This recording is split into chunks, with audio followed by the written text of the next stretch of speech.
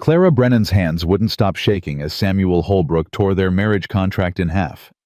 "You lied to me," he said, his voice cold as the Wyoming snow falling outside. "A barren woman is no wife to me." 23 days of travel. Every penny she had.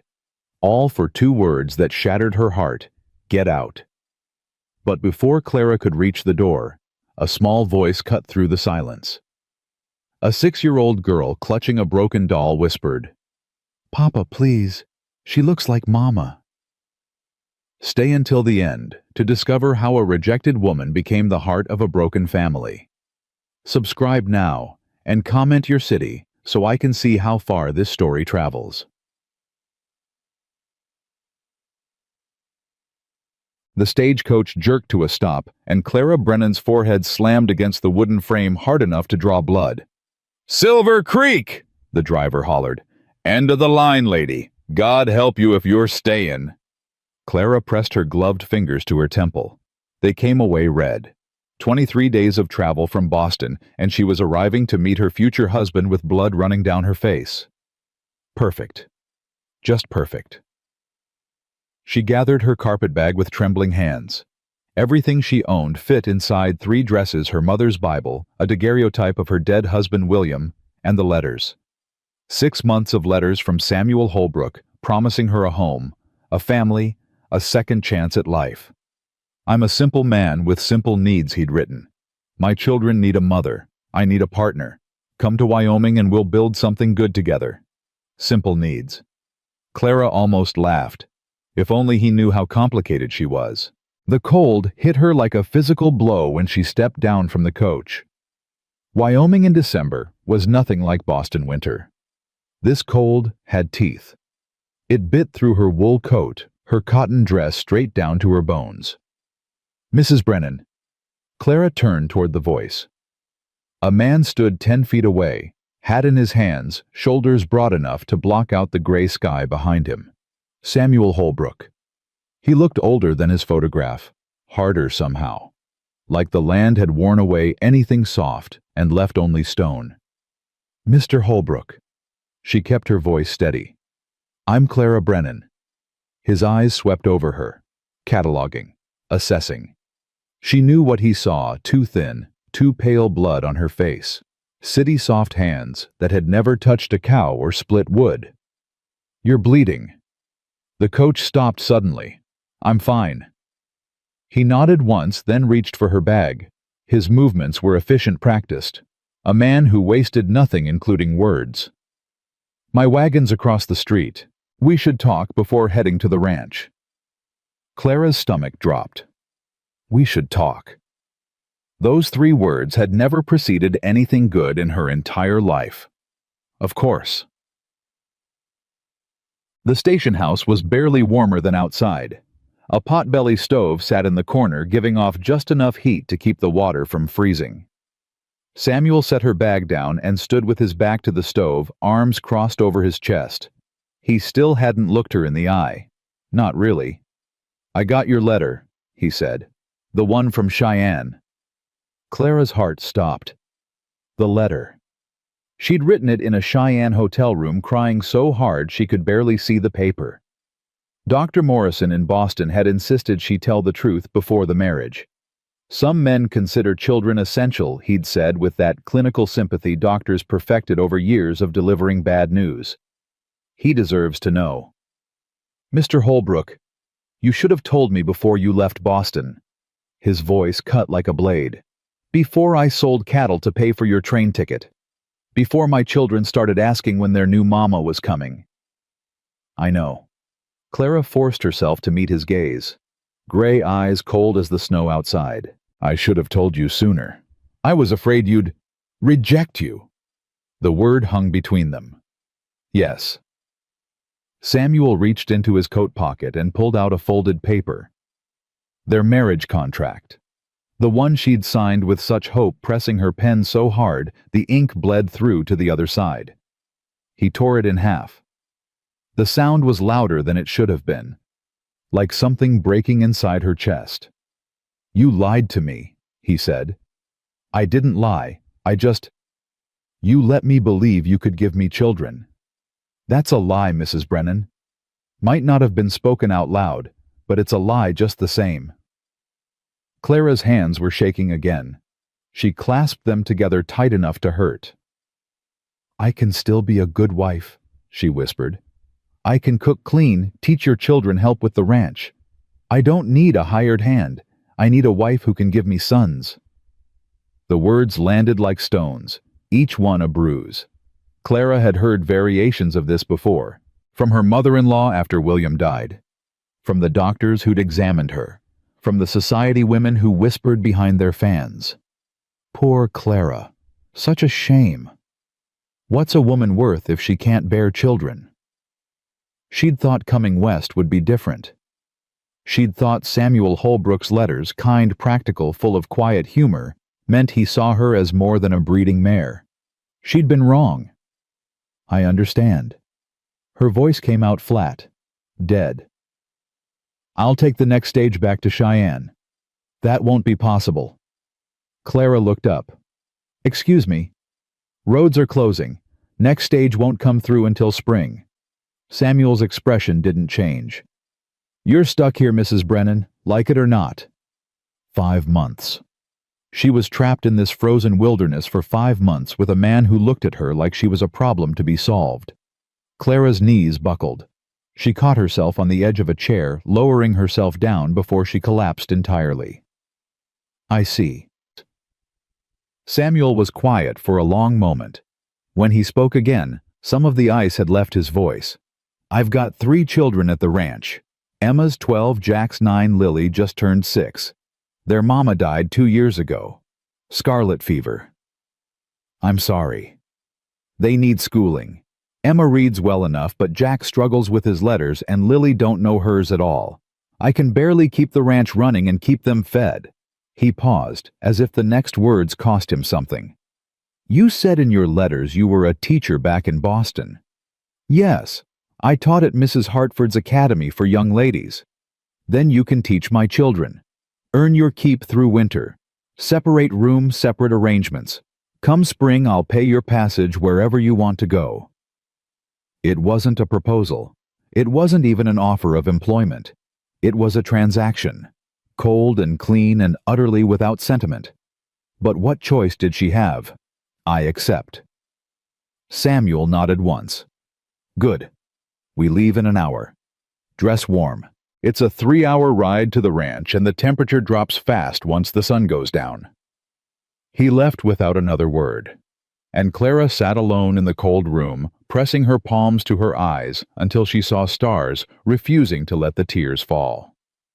She would not cry. Not here. Not over this. She had survived William's death. Survived her mother-in-law's cruelty. Survived the doctors who'd treated her like a broken machine. She would survive Samuel Holbrook, too. The ranch appeared from the darkness, like something out of a fever dream. A sprawling log house with smoke curling from 2 chimneys. Outbuildings she couldn't identify in the gloom. Fences stretching into the distance. Clara couldn't feel her face anymore. The wool scarf Samuel had wordlessly handed her an hour ago had done little to block the cutting wind. Stay close, Samuel said as he helped her down from the wagon. His hands were steady on her waist, gone the moment her feet touched ground. Children don't know you're coming. Didn't want to get their hopes up. In case I wasn't suitable. Clara didn't need him to finish the sentence. The front door burst open. 3 figures tumbled out into the snow, a chaos of voices and movement. Papa, you're home. Did you bring supplies? Mrs. Peterson said you might bring peppermints. Emma pushed me in the mud and Jack wouldn't. Enough. Samuel's single word cut through the noise like a blade. The children froze on the porch steps, their eager faces suddenly wary. Inside. All of you. We need to talk. Clara got her first clear look at them in the lamplight from the doorway. Emma. 12 years old, tall for her age, all sharp elbows and serious brown eyes. Her dark hair was pulled back in a braid that had mostly come undone. She looked at Clara with immediate suspicion. Jack.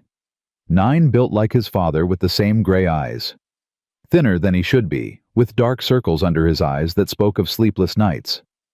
He coughed once, a wet sound that made Clara's chest tighten with memory.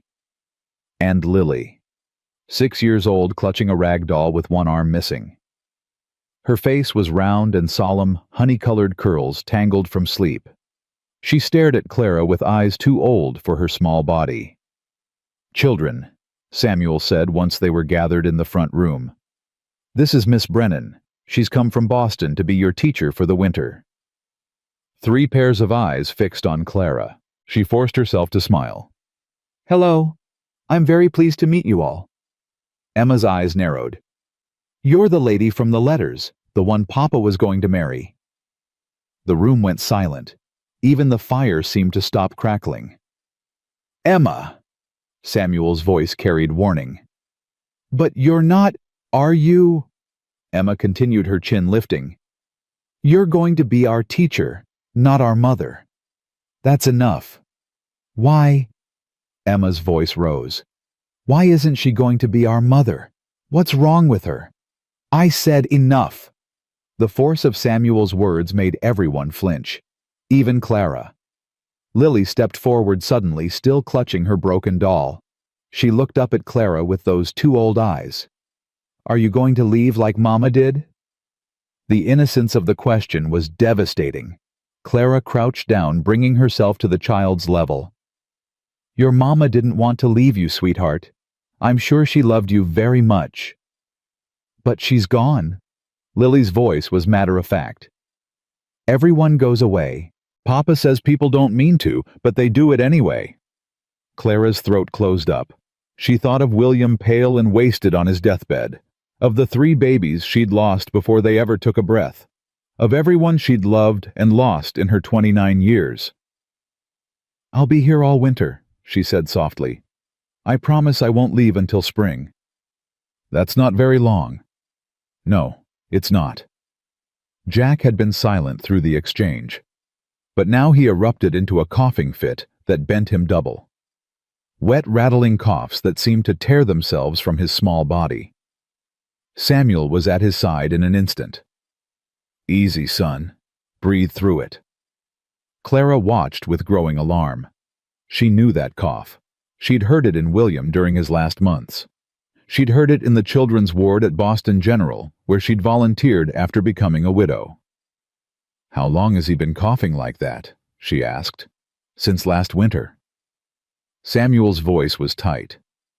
"Doc Henderson says it's lung weakness. Says he'll grow out of it." But his hands were shaking as he rubbed Jack's back. And Clara saw the truth in his eyes. He was terrified. A father watching his son struggle to breathe, helpless to stop it. "I know some treatments," Clara said quietly. "My husband had weak lungs, and I volunteered at the hospital after he died. Steam inhalations, chest compresses, certain herbs." "You a doctor now?" The words came out harsh. Clara straightened. "No, I'm simply offering what I know." They stared at each other across the room. Jack's coughing had subsided to wheezes. Emma watched them both with suspicious eyes. Lily still clutched her broken doll. Samuel rubbed his face with both hands. "I apologize. That was uncalled for. It's been a long day." He showed her to a small room off the kitchen, barely enough space for a narrow bed and a washstand. But it was clean, and the blankets looked warm. "There's water in the pitcher," Samuel said. "Gets cold fast. Breakfast is at dawn. Children eat first, then chores, then lessons at 8. Mr. Holbrook." He stopped at the door. "Thank you for not sending me away, for giving me this chance." Something flickered across his face. Regret, maybe, or anger, or grief. "Don't thank me yet, Miss Brennan. Winter here is hard, makes people hard. You might be cursing my name by February." The door closed behind him. Clara sank onto the bed, still wearing her traveling clothes. Through the thin walls, she could hear Samuel moving through the house, banking fires, checking locks. The sounds of a man who'd learned to do everything alone because he had no choice. She closed her eyes and saw Lily's face, Those old eyes and that young face. Everyone goes away. What had she gotten herself into? Clara woke before dawn, her body refusing to adjust to the silence. In Boston, there had always been noise carriages on cobblestones, vendors calling out church bells marking the hours. Here the quiet was absolute, almost oppressive. She dressed quickly in the icy room, choosing her most practical dress, dark blue wool high-necked appropriate for a governess. Not a bride. That fantasy was over. When she emerged into the kitchen, Samuel was already there pouring coffee from a battered tin pot. He looked like he hadn't slept. "Children are still in bed. You want breakfast? I can prepare it, if you tell me where things are." He gestured vaguely at the cupboards. "Oats in the blue tin. Molasses on the shelf. We eat simple here." They worked in awkward silence. Samuel stood by the window with his coffee staring out at nothing. Clara figured out the rhythm of the old iron stove, finding a kind of comfort in the familiar motions of cooking. Footsteps announced the children's arrival. Lily appeared first, still in her nightgown, her hair wild around her sleep-soft face. She stopped in the doorway, staring at Clara with wide eyes. "You're still here? I told you I would be. I dreamed you left, like Mama." Clara's heart cracked. She crossed the kitchen and crouched down to Lily's level. "I'm not going anywhere, sweetheart, not until spring." "Promise. Promise." Emma and Jack arrived moments later. Emma was already dressed, her face carefully blank. Jack yawned widely, then started coughing again, short bursts that made him wince and press a hand to his chest. "Does your chest hurt?" Clara asked. Jack nodded, not meeting her eyes. "Since last night, after the coughing, it's not bad." "Let me see." She looked at Samuel, asking permission. After a moment he nodded. Clara pressed her fingers gently against Jack's chest, feeling the rattle beneath his ribs. His lungs were congested, probably had been for months. The doctors would have called it consumption in its early stages.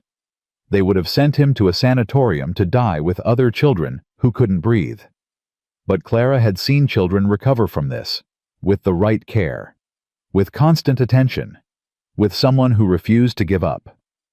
"I'm going to make you a steam tent," she told Jack, "and a chest compress. It won't taste good, but it'll help you breathe." "How do you know?" "My little sister had the same thing when she was your age. She's grown now, living in Philadelphia, healthy as a horse." It was only partly a lie. Her sister Rebecca had recovered. But Rebecca also hadn't spoken to Clara in 3 years, not since Clara became damaged goods, unfit for polite society. "You promise?" Jack's voice was small. "That the steam will help?" Clara hesitated. She shouldn't promise. She wasn't a doctor. She didn't know if Jack's lungs were too far gone, if the damage was already permanent. But he was looking at her with such desperate hope. A 9-year-old boy who'd lost his mother and was terrified of losing himself. "I promise to do everything I can," she said carefully. "How's that?" Jack considered. Then he nodded. "Okay." The steam treatment seemed to help. By mid-morning, Jack was breathing easier, some color returning to his pale cheeks. He'd fallen asleep in the chair by the fire, and Clara had covered him with a blanket, sitting beside him to monitor his breathing. Samuel found her there when he came in from morning chores. His eyes swept over the scene, his son sleeping peacefully, Clara with her hand on Jack's forehead, checking for fever, the pot of herb-infused water still steaming on the stove. "He's better." "He is. The congestion is loosening. He should sleep through the night without coughing." Samuel stood very still. In the morning light, Clara could see the exhaustion etched into his face, the worry lines around his eyes, the gray at his temples that hadn't been there in his photograph. "Thank you." The words seemed to cost him something. "For helping him." "You don't need to thank me. He's a child. Children deserve to breathe." A ghost of something, almost a smile, crossed Samuel's face.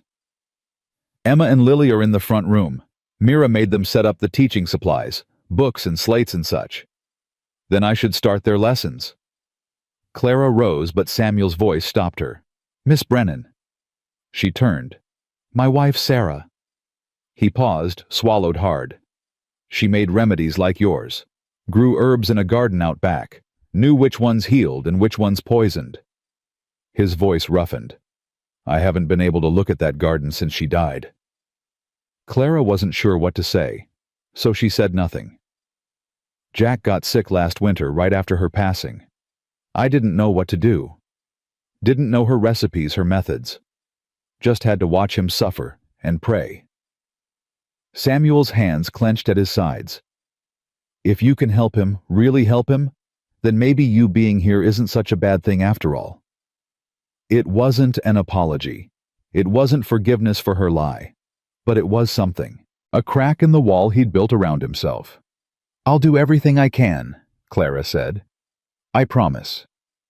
Samuel nodded once. Then he was gone back out into the cold, leaving Clara alone with his sleeping son, and the ghost of a woman who'd known how to heal. Teaching the Holbrook children was like trying to tame 3 wild animals with 3 different natures. Emma was brilliant, but hostile. She read far beyond her age level, devouring the few books on the ranch's shelves like a woman starving. But she answered Clara's questions with single syllables, refused to engage in discussion, and watched Clara's every move with suspicious eyes. Jack struggled with letters they twisted and reversed themselves when he tried to read a condition Clara had seen before in bright children who simply learned differently.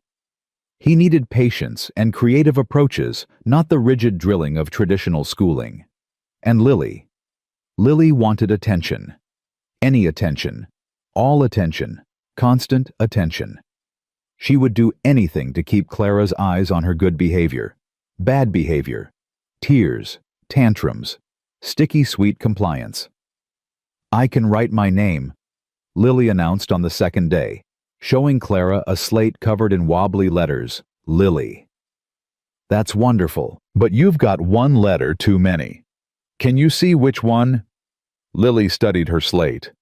"The wiggly one. The second L. Your name only has 1 L in the middle." Clara guided the small hand, helping form the letters correctly. Lily. "Like the flower," Lily said. "Exactly like the flower." "Mama loved flowers. She had a garden." Lily's voice went small. "It all died when she did. Papa couldn't keep it alive." From across the room, Emma's head snapped up. "Don't talk about that." "But it's true." "I said don't." Clara intervened before the argument could escalate. "It's all right to talk about your mother. Both the happy things and the sad things. Remembering someone we love isn't wrong." "You didn't know her." Emma's voice was cold as her father's had been. "You don't get to talk about what she'd want." "You're right. I didn't know her." Clara met the girl's hostile gaze.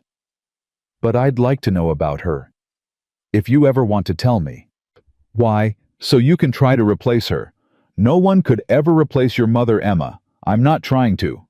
"Then what are you trying to do?" Clara considered the question. It deserved an honest answer. "I'm trying to survive the winter, just like you, just like your father." She paused.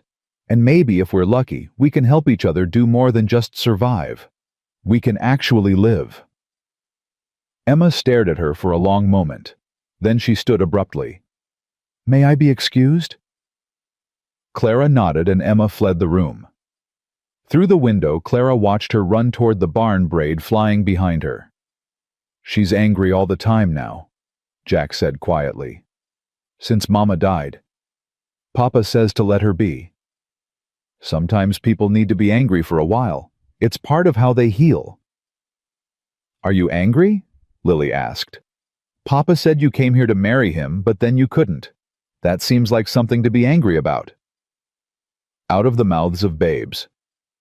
"I was sad," Clara admitted. "And maybe a little angry. But your papa was honest with me. That matters more than anger. Do you still want to marry him?" Clara felt her cheeks warm. "That's not really an appropriate question, Lily." Why not? Because... because grown-up feelings are complicated. Lily considered this. Emma says feelings aren't complicated. She says people just pretend they are so they don't have to be brave. Clara stared at the 6-year-old, momentarily speechless. For a child who'd lost her mother at 4, Lily had developed a startling clarity about the world. "Your sister is very smart," Clara finally said. "I know. She reads big books." Lily picked up her slate again. "Can you teach me to write Mama?" Clara's throat tightened. "Of course, sweetheart. Of course I can." The days began to blur into a rhythm. Wake before dawn, light the fires, prepare breakfast, teach the children, tend to Jack's cough, navigate Emma's hostility, absorb Lily's desperate affection, help with whatever chores she could manage, cook supper, clean up, fall into bed exhausted. Clara had never worked so hard in her life, but something was happening, something she hadn't expected. She was starting to feel like she belonged. Jack's cough improved with the steam treatments. After a week, he was sleeping through the night without waking up gasping. After 2 weeks, his cheeks had color, and he was running around the house with an energy that made Samuel's eyes shine. "You saved him." Samuel said it late one evening when the children were in bed, and they were sitting by the fire, keeping a respectful distance. But somehow the silence between them had become comfortable rather than strained. "I just did what anyone would have done." "No." His voice was firm. "The doctor came out twice and did nothing but shake his head. You came in with your herbs and your steam tents and your patience, and you gave my son back to me." Clara didn't know what to say. "I was wrong about you," Samuel continued. "When you first came, I looked at you and saw, I don't know, a problem, a complication, another person who would leave." "Everyone leaves," Clara quoted softly. "Lily told me that's what you say." Samuel winced. "I shouldn't have taught them that. Sarah would have hated it." He paused. "She was an optimist, my Sarah. Always believed the best in people. Always thought tomorrow would be better than today." "She sounds wonderful." "She was." His voice roughened. "I wasn't good enough for her. I'm still not good enough to raise her children alone." "You're doing the best you can. That's all anyone can do." Samuel looked at her then. Really looked for the first time since she'd arrived. Not cataloging, not assessing. Just seeing. "Why did you come here, Clara?" "The real reason, not the version you put in your letters." Clara was quiet for a moment. Outside, the wind howled against the windows. Inside, the fire crackled and popped. "Because I was dying in Boston," she said finally. "Not physically, but my soul was dying. After William passed, after everything with his family. I couldn't breathe there anymore. Every street corner held a memory. Every face I saw looked at me with pity or contempt." She pulled her shawl tighter around her shoulders. "I thought if I came west, started over, maybe I could become someone new. Someone who wasn't just that poor widow who couldn't give her husband children." "Is that how they saw you?" "That's how everyone saw me, even my own mother." Clara's laugh was bitter. "She told me no respectable man would want me now. That I should become a governess or a nurse, something useful for a woman with no prospects. But you chose to become a mail-order bride instead." "I chose to bet on myself. I chose to believe that somewhere there was a man who would see me as more than a broken machine." She met his eyes. "I was wrong about that, but I don't regret coming." "Why not?" "Because of them." She gestured toward where the children slept. "Because of Jack's laughter when he can finally breathe. Because of Lily's arms around my waist when she's scared. Because of Emma's hostility." Clara smiled slightly. "Emma's courage. She's angry because she's scared. Scared that loving someone new means forgetting her mother.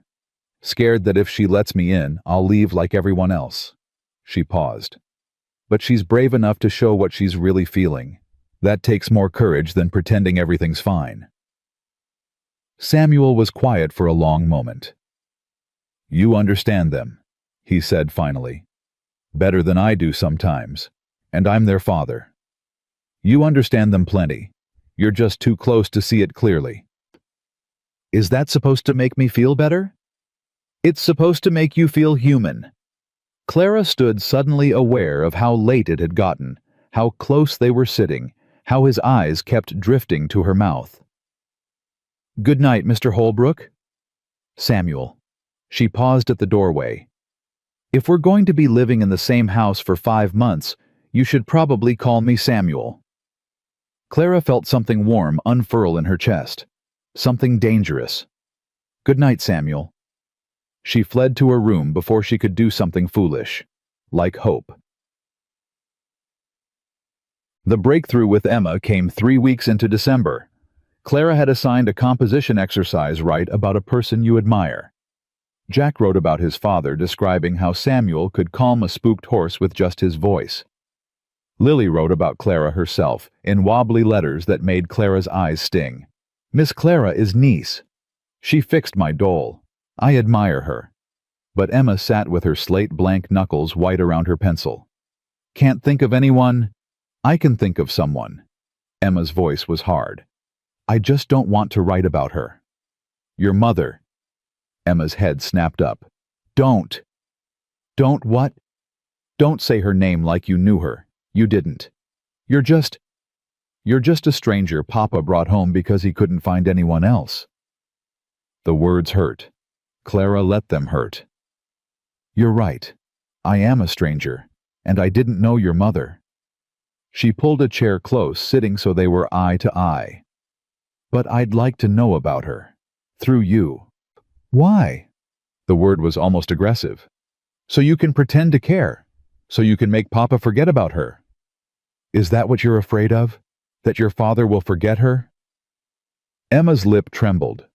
For a moment, she looked exactly like what she was, a 12-year-old girl who'd lost her mother and was terrified of losing anyone else. "I'm already forgetting," Emma whispered. "Every day I try to remember her voice, and it's a little bit quieter.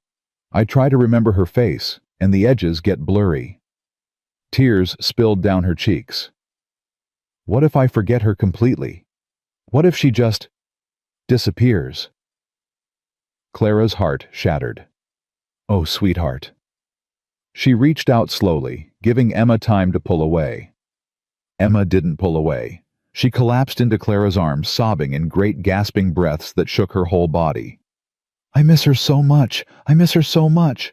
And Papa won't talk about her. And Jack gets sick when he cries, and Lily doesn't even remember, and I'm all alone with remembering. And it hurts. It hurts every single day." "I know." Clara held her tighter. "I know it does." They stayed like that for a long time, Emma crying while Clara murmured wordless comfort. Jack and Lily watched from across the room, uncertain what to do. Finally, Emma's sobs quieted. She pulled back, wiping her face with her sleeve. "I got your dress wet." "I don't care about the dress." Emma looked at her. Really looked for the first time since Clara had arrived. "You lost someone too, didn't you? Someone you loved." Clara nodded. "My husband, William, 3 years ago." "Do you still miss him?" "Every day. But the missing changes. It starts as this giant boulder sitting on your chest crushing you, and slowly over time it shrinks. It doesn't disappear. It just becomes something you can carry." Emma considered this. "Did you have children with your husband?" Clara's throat closed. 3 babies. 3 small graves in Boston. 3 pieces of her heart she'd never get back. "No," she whispered. "I couldn't have children. That's why your father rejected me." Emma's eyes widened. "He rejected you because you're barren." "Yes." "That's stupid." The word burst out of Emma with surprising vehemence. "That's the stupidest reason I ever heard. Mama was barren after Lily was born. The doctor said she couldn't have no more babies. And Papa didn't stop loving her. He loved her even more." Clara felt the world tilt slightly. He did. Course he did. He said, Emma's voice softened. He said she'd already given him 3 perfect children, and he didn't need nothing else. He said she was the best thing that ever happened to him, and he'd rather have her and 3 kids than any other woman, and a dozen. Something cracked open in Clara's chest. Something that felt like hope, tender and terrifying. Can I still write about her? Emma asked quietly. For the assignment. I would love that. The page Emma produced was the most beautiful thing Clara had ever read. 3 pages, instead of 1, in careful script describing Sarah Holbrook with such vivid detail that Clara felt she knew the woman, her laugh, her kindness, her garden, full of healing herbs, the way she sang hymns while she worked. By the time Clara finished reading, tears were streaming down her face. This is extraordinary, Emma. Her voice was thick. Your mother would be so proud of you. For the first time since Clara had arrived, Emma smiled. A real smile, small but genuine. Thank you, Miss Clara. Thank you for sharing her with me. That night, Clara found Samuel on the front porch despite the cold. She was learning this was his thinking place, his grieving place. She wrote about her mother today, for an assignment. Samuel was quiet for a long moment. She doesn't talk about Sarah, not to me. She's afraid it hurts you. It does, but not the way she thinks. He turned to look at Clara, and in the moonlight, his face was all shadows and sharp edges. Sarah would have liked you. She was always saying we needed someone to shake things up around here.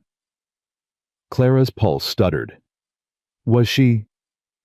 She was. Samuel's voice dropped. And I think I was wrong. About what I said when you arrived. About needing more children. Samuel. I have 3 children who need a mother. 3 children who are starting to love you. He paused. And I'm starting to... I don't know what I'm starting, but it's something. Something I didn't expect. Clara's heart was pounding so hard she could barely hear him over the blood rushing in her ears. I'm here until spring, she said softly. That's what we agreed. And after spring... Before she could answer, a scream tore through the night. Lily's scream, high and terrified. They ran. Lily was sitting up in bed sobbing hysterically, reaching for something that wasn't there. Mama! Mama, don't go! Mama, please! Clara reached her first, gathering the small body into her arms. Shh, sweetheart. It's okay. It's okay, you're safe. Mama left. Lily sobbed. She was here and then she left, and she didn't say goodbye, and she didn't take me with her. It was a dream, baby. Just a bad dream. It wasn't... Lily pulled back, her face streaked with tears. I saw her. She was standing right there, and she was so pretty, and she said she had to go, and I asked her to stay, and she said she couldn't, and then she was gone. Clara held her tighter, rocking back and forth, murmuring comfort, while Lily's sobs slowly subsided. Samuel stood in the doorway, his face devastated. Emma and Jack had appeared behind him, both of them pale and scared. She has these dreams sometimes, Emma said quietly. Since Mama died, she never remembers them in the morning. But tonight, Clara suspected Lily would remember. She stayed in Lily's bed that night, the little girl curled against her like a kitten. Samuel checked on them twice, his face unreadable in the darkness. Around midnight, Lily stirred. Miss Clara. Yes, sweetheart. I know you're not my real mama. The little voice was sleepy but clear. But could you stay anyway? Even after spring, could you be our mama who stays? Clara's eyes burned. I don't know, baby. That's not just up to me. Papa wants you to stay. I can tell. How can you tell? Because he smiles when he looks at you. He hasn't smiled since Mama died. Lily yawned. I think Mama sent you, from heaven, because she knew we needed you. Clara couldn't speak, couldn't breathe. Lily fell back asleep. Her small hand curled around Clara's fingers. And Clara lay awake until dawn thinking about second chances, about broken families that might just fit together, about the terrifying possibility that she had finally found where she belonged.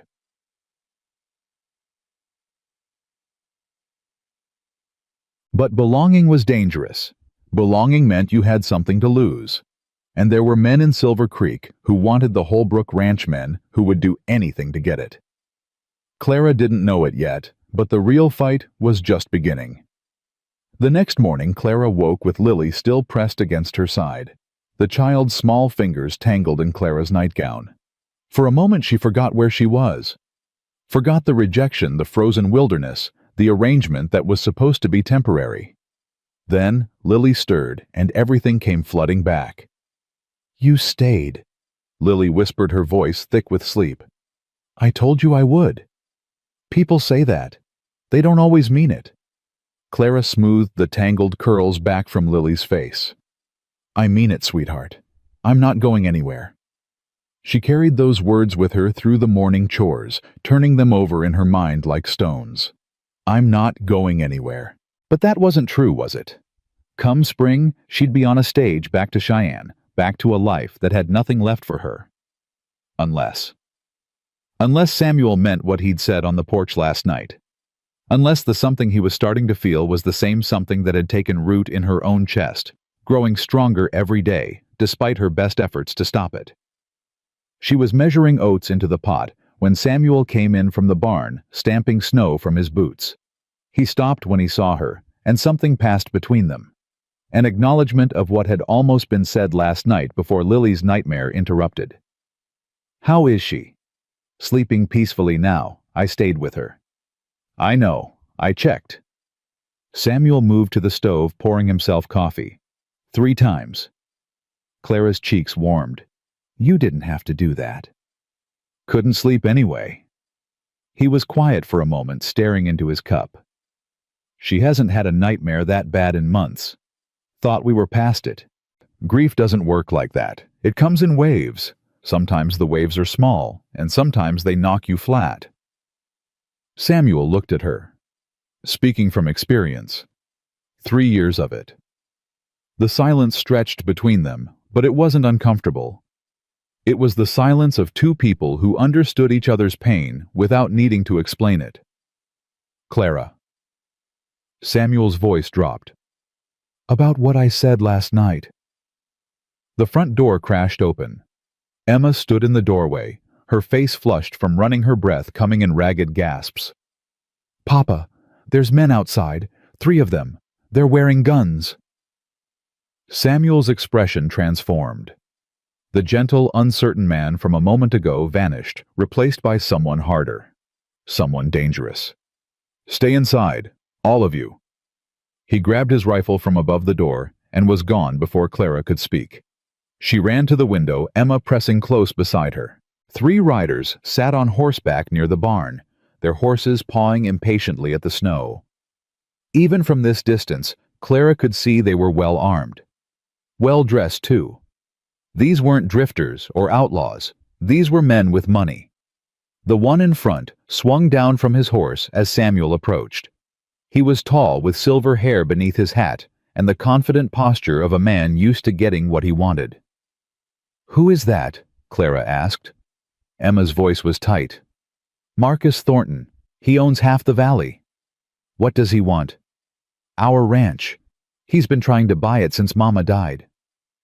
Through the window, Clara watched the conversation unfold. She couldn't hear the words, but she could read the body language. Samuel stood rigid, one hand on his rifle. Thornton gestured expansively, smiling, as if they were discussing the weather rather than whatever had brought 3 armed men to the ranch before breakfast. Then Thornton said something that made Samuel's shoulders go tight. His grip on the rifle shifted. "He's going to do something stupid," Emma breathed. "Papa, don't." Clara was moving before she could think. Out the door, across the porch, into the biting wind. She heard Emma call after her, but she didn't stop. "Mr. Holbrook." She kept her voice calm, steady. The voice she'd used with unruly students at Mrs. Hartford's academy. Breakfast is getting cold. All four men turned to look at her. Samuel's expression was thunderous. Thornton's was interested. Well, well. Thornton removed his hat, revealing more silver hair slicked back from a face that might have been handsome once. Samuel, you didn't mention you had company. She's the children's teacher. Samuel's voice was flat. Nothing more. The children's teacher. Thornton's smile widened. All the way out here in the middle of winter. His eyes swept over Clara, and she felt herself being assessed, catalogued. You must be the mail-order bride I heard about. The one from Boston. Clara kept her face a neutral. I don't believe we've been introduced. Marcus Thornton. I own the Thornton Cattle Company. He said it like she should be impressed. And you are Clara Brennan. Brennan. Thornton's eyebrows rose.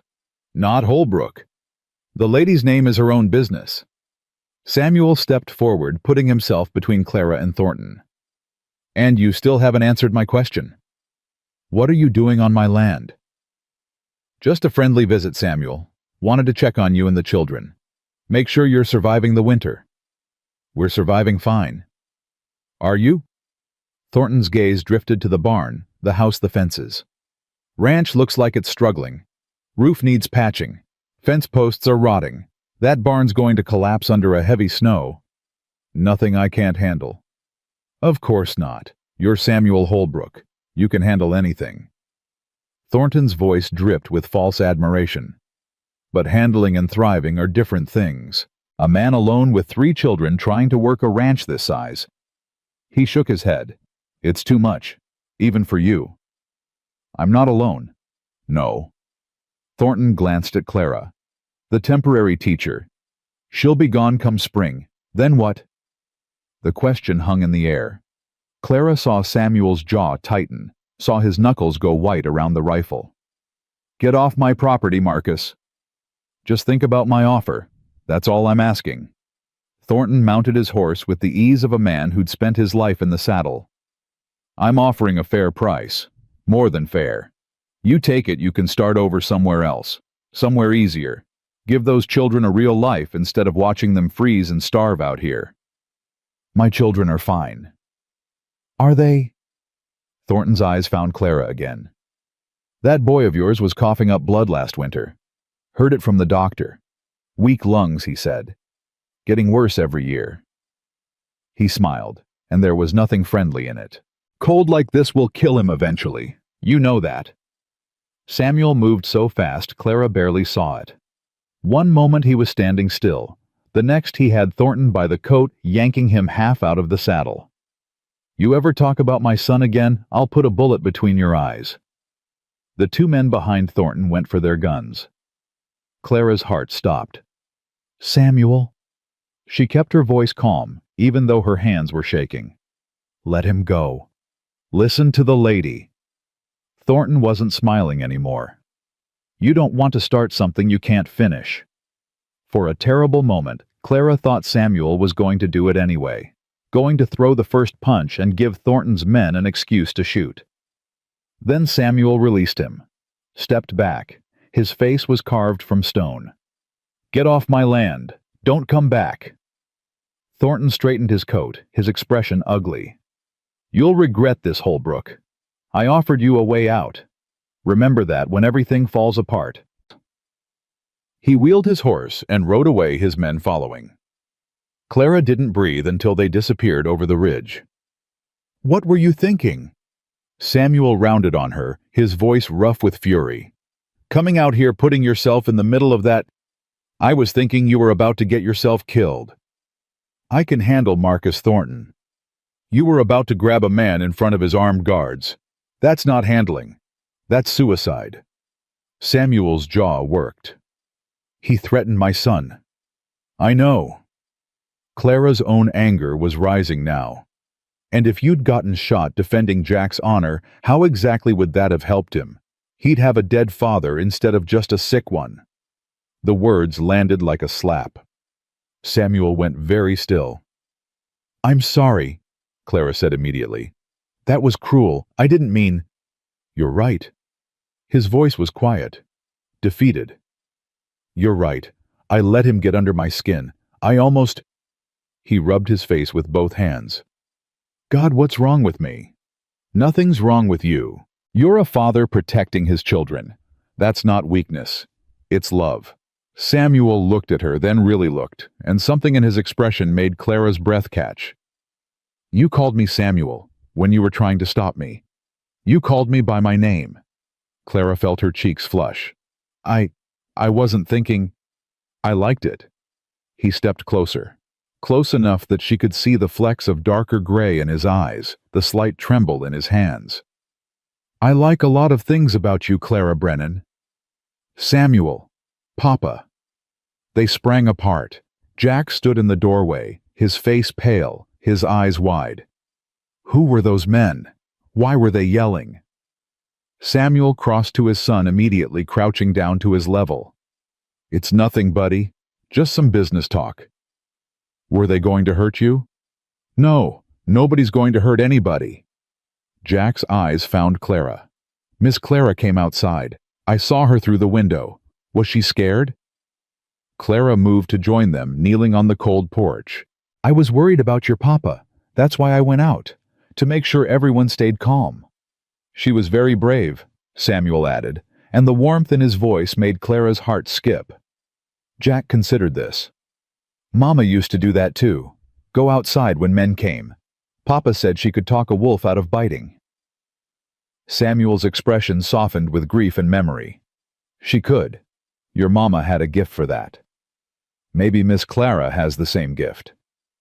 Clara and Samuel's eyes met over Jack's head. Something passed between them. An acknowledgement. A promise. "Maybe she does," Samuel said quietly. But the peace of the moment didn't last. Over the next week, things started happening. Small things at first. A fence post cut through instead of rotted. Feed bags slashed open oats scattered across the snow. Tracks around the barn that didn't belong to any of them. "It's Thornton," Samuel said grimly, examining the damaged fence. "He's trying to drive us out." "Can you prove it?" "Not without catching his men in the act, and they're too smart for that." Clara watched him work to repair the damage, his movements jerky with frustration. "What about the sheriff?" "Sheriff Peters." Samuel laughed bitterly. "He owes Thornton money. Half the town owes Thornton money. Nobody's going to help us." "Then we help ourselves." Samuel paused, looking up at her. "What do you mean?" "I mean we don't let him win. We repair what he breaks. We guard what we can. We show him that we're not going anywhere." "That's a war of attrition, Clara, and he's got more resources than we do." "Then we get creative." That night, after the children were in bed, Clara sat down with a piece of paper and began to write. Not a letter this time, but a list. Everything she knew about Marcus Thornton. Everything she'd overheard in town during their one trip for supplies. Everything Samuel had told her about the history between the two families. "What are you doing?" Samuel asked, settling into the chair across from her. "Looking for weaknesses. Everyone has them." "Thornton's weakness is pride. He can't stand being challenged." "That's not a weakness we can exploit. Not directly." Clara tapped her pen against her lips. "What else does he have? Family enemies. Anyone who might want to see him taken down a notch." Samuel was quiet for a moment. "He had a son, Thomas, good kid. Used to come around sometimes, help with the horses." "What happened to him?" "Died 5 years ago. Riding accident." Samuel's voice was careful. "Here, at our ranch." Clara looked up sharply. "Here." "He was visiting. Wanted to see our new foal. His horse spooked at something, threw him. He hit his head on a rock." Samuel's jaw tightened. "Thornton blamed me. Said I should have been watching him. Said if Thomas had been on Thornton land, he'd still be alive. Was it your fault?" "No, it was an accident. A terrible accident." Samuel's hands clenched on his knees. "But Thornton doesn't see it that way. He's been trying to destroy me ever since. Buying up debt, pressuring suppliers, turning people against us. Sarah's death just gave him the opening he needed." Clara sat back, her mind racing. This changed everything. Thornton wasn't just a greedy rancher trying to expand his holdings. This was personal. This was revenge. "He's not going to stop," she said slowly. "Is he? No matter what we do, he's not going to stop until he has this ranch. Or until one of us is dead." The words hung in the air between them, heavy and terrible. "Then we have to stop him first." Samuel shook his head. "Clara, you don't understand how things work out here. Men like Thornton." "I understand perfectly." Clara's voice was sharp. "I understand that bullies only have power because people let them. I understand that if we keep reacting to his attacks, we'll lose. We need to go on the offensive. And do what we can't match his money or his men." "No. But we have something he doesn't." Clara leaned forward. "We have truth. We have community. We have people who know what kind of man he really is. People who are too scared to stand against him. People who haven't been given a reason to be brave yet." Clara's eyes were bright with determination. "What if we gave them one?" Samuel studied her for a long moment. This woman who'd arrived broken and rejected, who'd somehow become the heart of his family in just a few weeks. Who looked at impossible odds and saw not defeat but opportunity. "You're not like anyone I've ever met," he said finally. "Is that a good thing or a bad thing?" "I'm still figuring that out." But he was smiling. Actually, smiling. And Clara felt something warm bloom in her chest, something that felt dangerously like hope.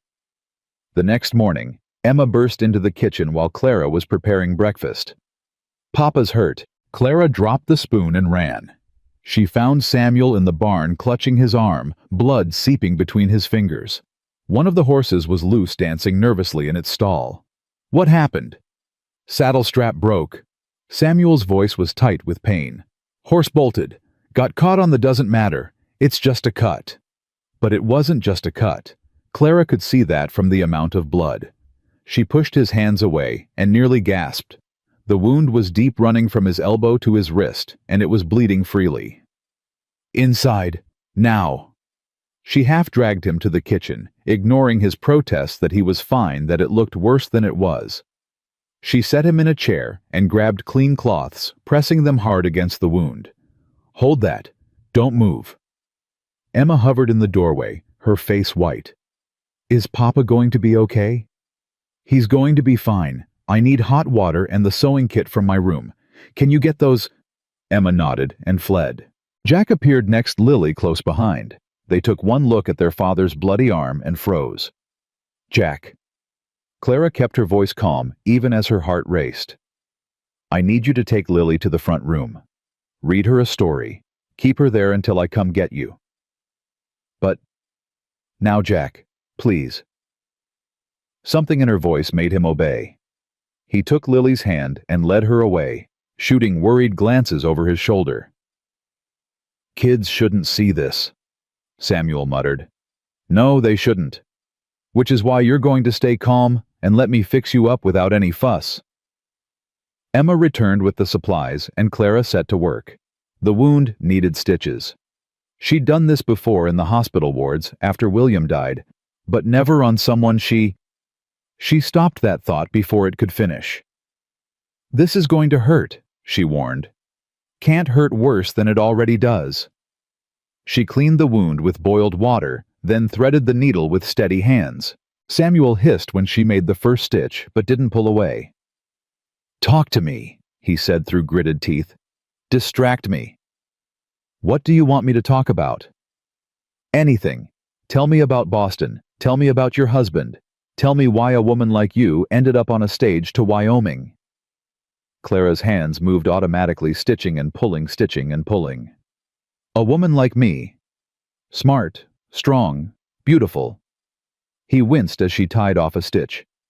"You could have had anyone. Why answer an advertisement for a mail-order bride?" "Because no one wanted me." The words came out before she could stop them. "I was damaged goods. A widow who couldn't bear children. In Boston society, that's worse than being dead." "That's the stupidest thing I've ever heard." "Maybe, but it's how things are. How things were." Clara made another stitch, focusing on the rhythm of the work. My mother-in-law threw me out after William died. Said I'd killed him by not giving him an heir. Said the stress of my barrenness had weakened his constitution. Was that true? He died of consumption. It had nothing to do with children. Clara's voice was bitter. But she needed someone to blame. And I was convenient. So you came west. I came west. I thought if I could just start over somewhere no one knew me. Somewhere people were judged by what they could do, instead of what they couldn't. She trailed off. It sounds naive now. It sounds brave. Clara looked up. Samuel was watching her. His face pale from blood loss, but his eyes clear. Warm. You came all this way on hope, he said quietly. That takes courage. Or desperation. Maybe they're the same thing. She finished the last stitch and tied it off, then wrapped his arm in clean bandages. Her hands lingered on his skin a moment longer than necessary. Thank you, Samuel said. It's just stitches. I'm not talking about the stitches. Their eyes met. Held. Clara felt the world narrow down to this moment, this man, this impossible situation that somehow felt more right than anything in her life before. Papa? Emma's voice from the doorway. Are you okay? The moment broke. Samuel pulled back, and Clara busied herself with cleaning up the bloody cloths. I'm fine, Bug. Miss Clara fixed me up. Emma looked between them, her eyes narrowed with something that might have been suspicion, or might have been hope. The saddle strap was cut. Clara went cold. What? I looked, after. The strap didn't break on its own. Someone cut it partway through, so it would snap under Papa's weight. Samuel's expression darkened. Show me. He was out of the chair before Clara could stop him, striding toward the barn with Emma at his heels. Clara followed, dread pooling in her stomach. The saddle lay where it had fallen. Samuel picked up the strap, examined it, and his face went hard as granite. She's right. Someone sabotaged this. Thornton. Who else? Samuel threw the strap down. He's not just trying to drive us out anymore. He's trying to kill me. Clara's blood ran cold. The children! They're not safe here. Samuel's voice was raw. None of us are. Maybe Thornton was right. Maybe I should sell, take the money, start over somewhere else. No. Clara grabbed his good arm, forcing him to look at her. That's exactly what he wants. If you run, he wins. And men like him don't stop at one victory. He'll follow you. He'll find you. He'll take everything. What choice do I have? I can't protect them. I can't even protect myself. Yes, you can. We can. Together. Clara's grip tightened. You're not alone anymore, Samuel. You have me. You have Emma and Jack and Lily. We're a family whether you intended it that way or not. And families don't run. They stand. Samuel stared at her. His eyes were bright with something that might have been tears, might have been fear, might have been love. You said temporary, he whispered. You said come spring you'd leave. I lied. She didn't know which of them moved first. But suddenly, his good arm was around her waist, pulling her close, and his mouth was on hers, and nothing else existed except this moment, this man, this impossible, terrifying, wonderful feeling of finally being home. When they broke apart, both breathing hard, Clara saw Emma standing in the barn doorway, watching them, a small smile on her face. I knew it, Emma said. I knew you'd stay. Clara laughed, a sound caught between joy and tears. You're too smart for your own good. Mama always said that too. Emma walked forward, and for the first time she wrapped her arms around Clara's waist. I'm glad you're staying, Miss Clara. I'm glad you're going to be our mama. Clara held her tight, meeting Samuel's eyes over Emma's head. So am I, sweetheart. So am I. But even as she said it, she knew the fight wasn't over. Thornton was still out there, still plotting. And now that he'd tried to kill Samuel once, he wouldn't stop until he succeeded. Or until someone stopped him first. That night, after the children were asleep, and Samuel was resting with his injured arm, Clara sat by the fire and made a decision. She wasn't going to wait for Thornton's next attack.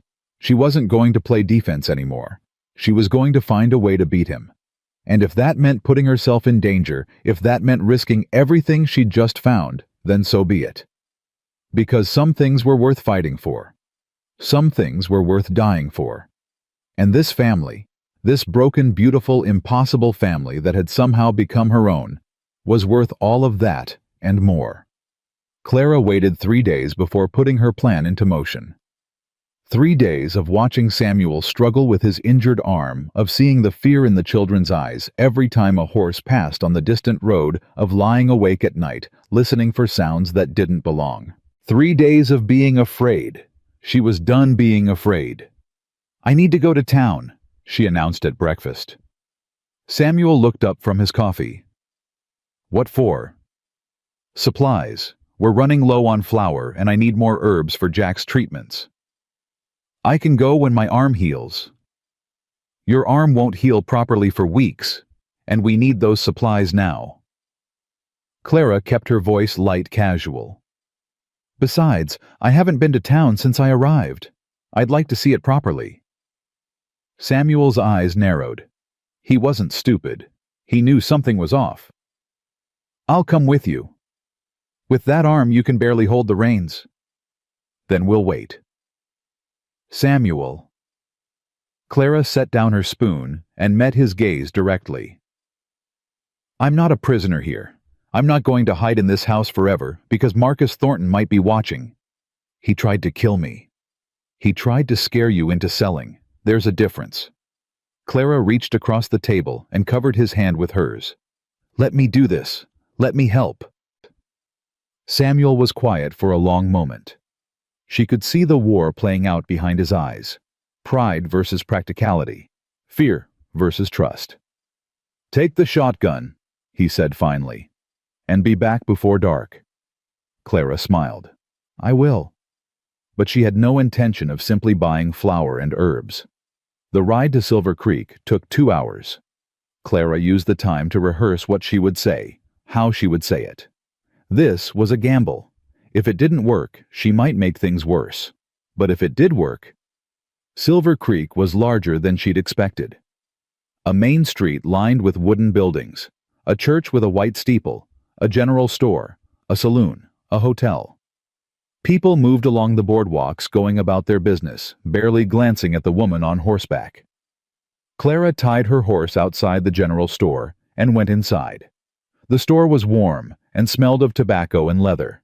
An older woman stood behind the counter, her gray hair pulled back in a severe bun, her eyes sharp and assessing. "Help you." "I'm Clara Brennan, from the Holbrook Ranch." The woman's expression shifted, became guarded. "I know who you are. The mail-order bride." "The teacher," Clara corrected. "I teach the Holbrook children." "Same thing, ain't it?" Clara didn't take the bait. "I need flour, sugar, and whatever medicinal herbs you have. The boy has weak lungs." The woman began gathering supplies, her movements stiff. "Heard about that. Heard a lot of things about that ranch." "I'm sure you have." "Heard Marcus Thornton's been causing trouble out there." Clara's heart skipped. "You heard that?" "Small town, people talk." The woman set a bag of flour on the counter. "Not that anyone does anything about it.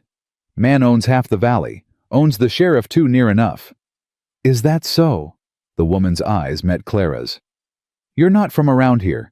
You don't know how things work." "Then tell me." The woman was quiet for a moment. Then she leaned forward, lowering her voice. "Thornton's son died at the Holbrook place 5 years ago.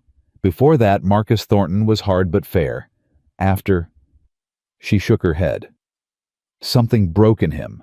He blames Samuel, blames the whole family. He won't stop until he has that ranch, even if he has to destroy everyone on it. And no one will stand against him. Stand against him with what he controls: the bank, the feed store. Half the ranchers in this valley owe him money." The woman's voice was bitter. You stand against Marcus Thornton, you lose everything. Clara absorbed this. It was worse than she'd thought. But it also gave her an opening. What if there was a way to stand against him without losing everything? The woman's eyes narrowed. What do you mean? I mean safety in numbers. I mean if enough people stood together, Thornton couldn't destroy all of them. Clara leaned closer. I mean, what if someone organized the people he's been bullying into actually fighting back? You. The woman laughed, but there was no humor in it. You're a stranger. A city woman. Why would anyone follow you? They wouldn't follow me. They'd follow Samuel Holbrook, if he led them. Samuel's too proud to ask for help. Then I'll ask for him. The woman studied her for a long moment. Then something shifted in her expression. Something that might have been respect. You've got guts, I'll give you that. She finished gathering Clara's supplies. Talk to Pete Martinez. He runs the livery stable. Thornton's been squeezing him for months. If anyone's ready to fight, it's Pete. Thank you. Don't thank me yet. This could go very wrong very fast. The woman took Clara's money. But if it goes right, well, it's been a long time since anyone gave us hope. Clara gathered her supplies and headed for the livery stable. Pete Martinez was a weathered man in his 60s, with a face like cracked leather and eyes that had seen too much. He listened to Clara's pitch in silence, his expression unreadable. You want me to stand against Thornton? He said when she finished. Me and who else? Everyone he's been hurting. Everyone who's tired of being afraid. That's a lot of people. Exactly. Pete shook his head. You don't understand, ma'am. Thornton's got power. Real power. Money and men and connections. What do we have? Each other.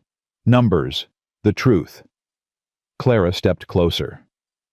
Mr. Martinez, I've seen men like Thornton before. They seem invincible, but they're not. Their power comes from fear, from people believing they can't be beaten. But the moment that belief cracks, the moment people see that resistance is possible, she let the implication hang. Pretty words. But words don't stop bullets. No, but community does. Solidarity does. Clara's voice hardened. He tried to kill Samuel. Cut a saddle strap so his horse would throw him. That's not business anymore. That's attempted murder. Pete's eyes widened. He did what? You heard me. And if he's willing to do that to Samuel, how long before he does it to someone else? How long before it's you or your family or someone you care about? Pete was quiet for a long moment. Then he sighed. There's a meeting tonight. Some of the ranchers. We've been talking about what to do, but nobody's got a plan. He met her eyes. You want to make your case be at the church at sundown. I'll make sure they listen. Clara's heart leaped. Thank you. Don't thank me yet. This might get us all killed. She rode back to the ranch with her heart pounding and her mind racing.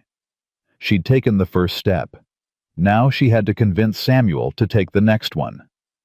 He was waiting on the porch when she arrived, his face dark with worry. You were gone too long. I had business to attend to. What business? Clara dismounted and faced him squarely. I talked to some people in town. About Thornton. About fighting back. Samuel's expression went cold. You did what? I found allies, Samuel. People who are as tired of Thornton as you are.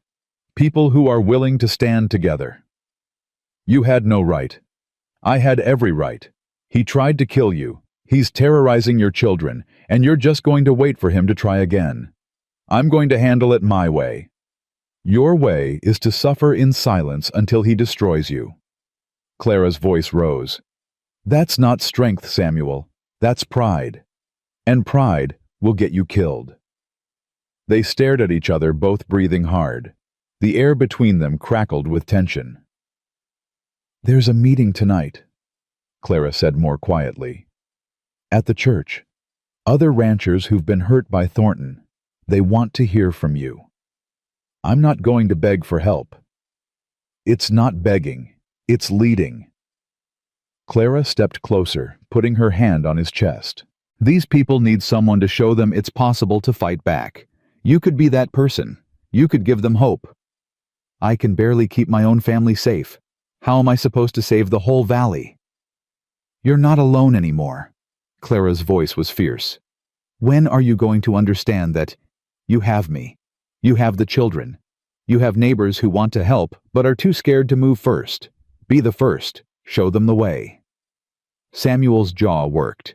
She could see him fighting himself, fighting his pride and his fear and his bone-deep belief that he had to handle everything alone. If this goes wrong, he said finally, if Thornton retaliates, then we'll face it together, all of us. The children need to see their father stand up for what's right. They need to learn that bullies only win when good people do nothing. Samuel closed his eyes. When he opened them again, something had changed. The hardness was still there, but beneath it was something else, something that looked like hope. All right, he said quietly. I'll go to the meeting. Clara felt tears prick her eyes.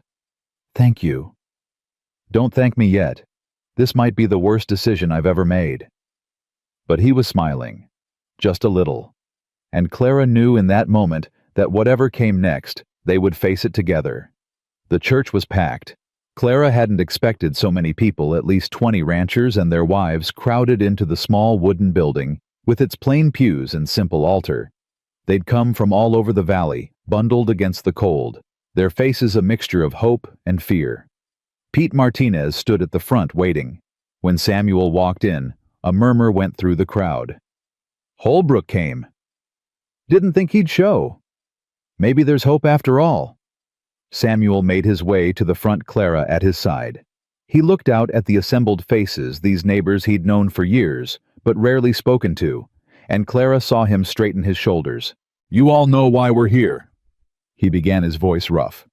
Marcus Thornton has been squeezing this valley for years, taking what he wants, destroying anyone who gets in his way. Murmurs of agreement. I've been one of those people. He's been trying to drive me off my land ever since his son died, and I've been fighting him alone because I was too proud to ask for help. He paused, and Clara saw him glance at her, drawing strength. That was a mistake. I should have come to you years ago. Should have realized that we're stronger together than we are apart. His voice grew firmer. Thornton's power comes from our fear, from our isolation, from the belief that we can't beat him, but we can, if we stand together. How? Someone called out.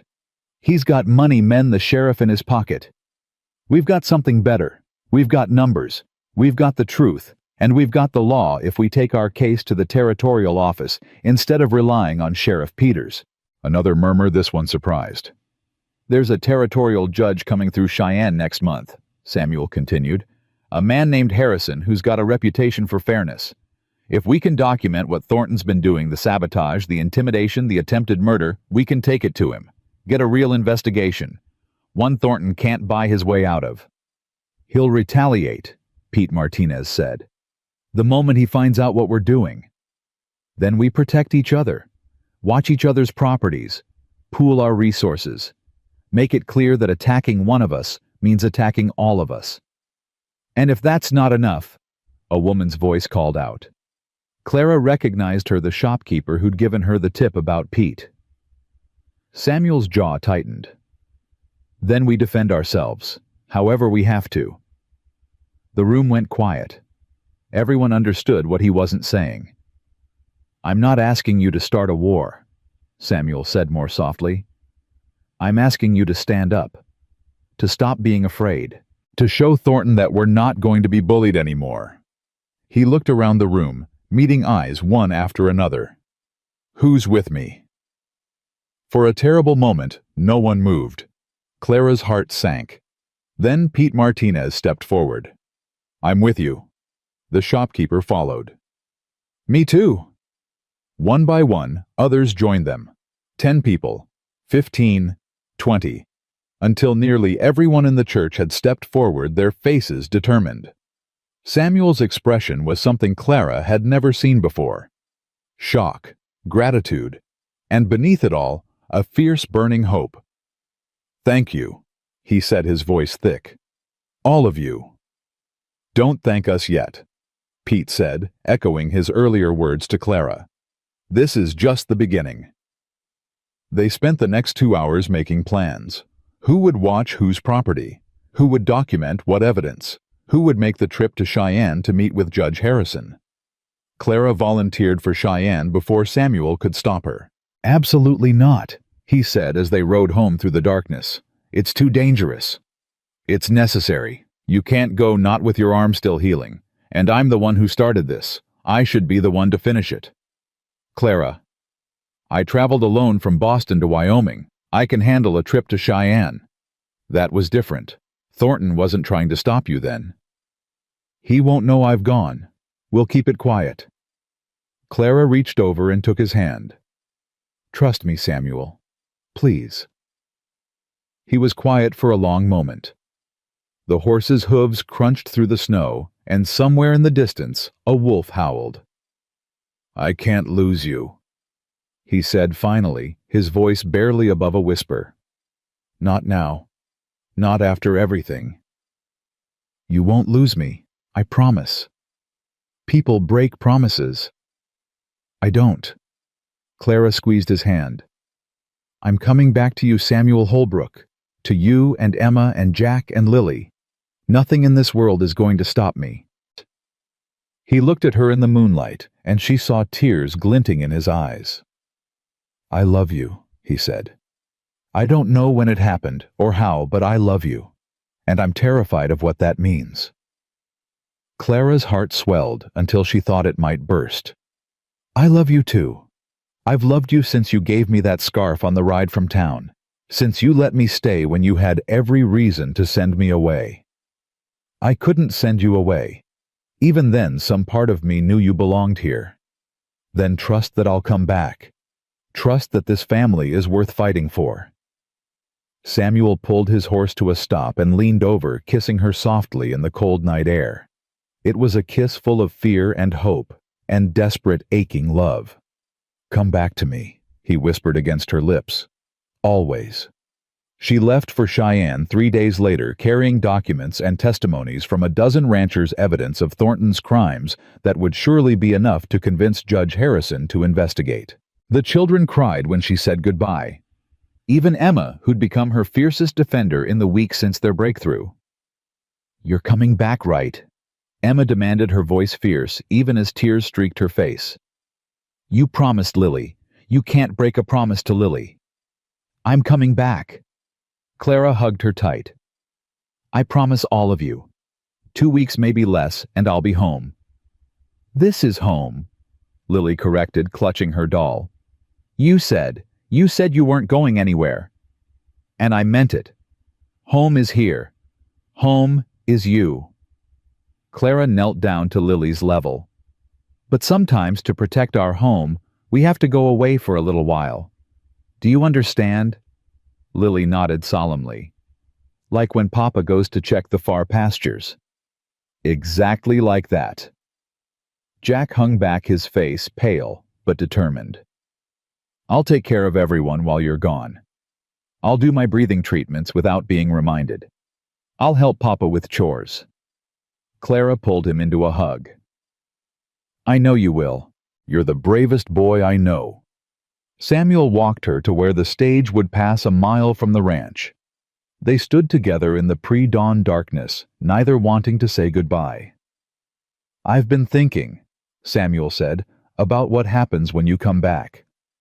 "What about it?" "I want to marry you, properly this time. Not a business arrangement. Not a desperate deal." He took her hands in his.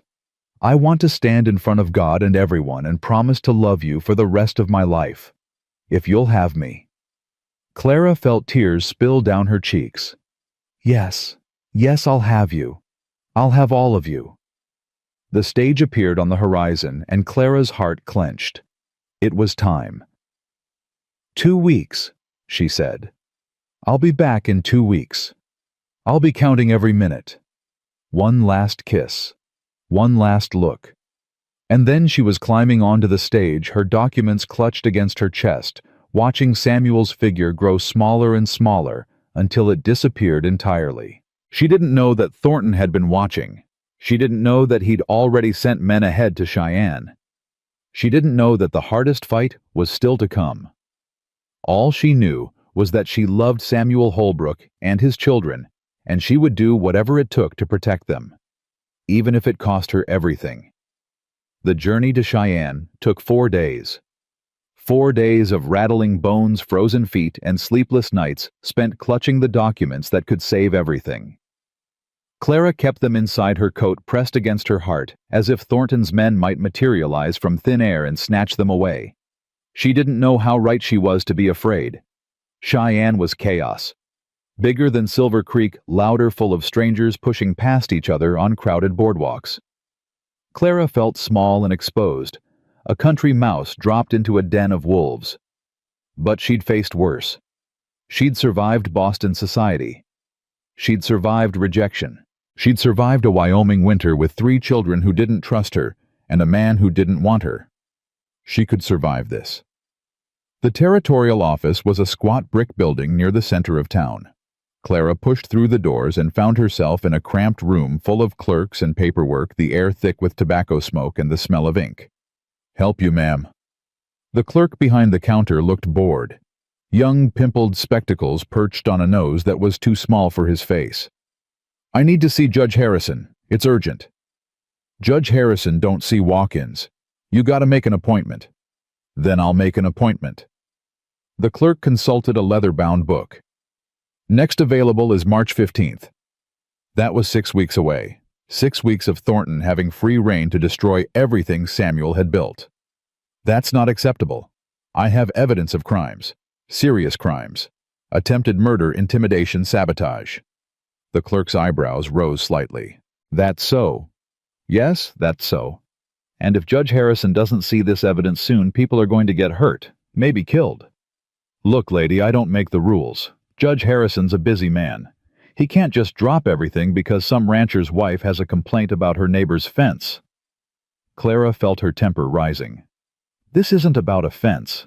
This is about a man who's been terrorizing an entire valley for years. A man who tried to kill my... She stopped. "My what? My employer. My fiancé. My family." Something flickered in the clerk's eyes. Interest, maybe. Or maybe just the entertainment of watching a desperate woman beg. "Tell you what," he said slowly. "Leave me your documents. I'll make sure the judge sees them." Clara's grip tightened on the papers inside her coat. Every instinct screamed not to let them out of her sight. "I'd prefer to present them myself." "Then come back in March." They stared at each other. Clara's mind raced. She could leave the documents and hope for the best. She could come back in March and pray Thornton hadn't burned the ranch to the ground by then. She could... "Is there a problem here?" The voice came from behind her, deep, authoritative, with a slight southern drawl. Clara turned. The man standing in the doorway was tall and silver-haired, dressed in a black suit that spoke of money and power. His eyes were sharp, assessing missing nothing. "Judge Harrison?" The clerk's tone changed instantly, becoming deferential. This lady was just leaving. Was she? Harrison's gaze moved to Clara. "You're the one making all the noise about attempted murder." "Yes, sir. Clara Brennan from Silver Creek." Silver Creek. Harrison's expression shifted. "That's Thornton territory." "Yes, sir. And Marcus Thornton is the reason I'm here." Something passed across Harrison's face. Recognition, maybe. Or understanding. "Come with me, Mrs. Brennan. Let's talk in my office." Clara followed him down a narrow hallway, her heart pounding. This was it. This was her chance. Harrison's office was small but comfortable. He gestured for her to sit and took his own seat behind a cluttered desk. "Now then, tell me about Marcus Thornton." Clara told him everything. The years of harassment, the buyout attempts, the sabotaged saddle, the cut fence posts and slashed feed bags, the meeting at the church and the coalition of ranchers who'd finally decided to fight back. Harrison listened without interrupting. When she finished, he was quiet for a long moment. "You have documentation of all this." Clara pulled the papers from her coat and handed them over. Testimonies from Pete Martinez and the others.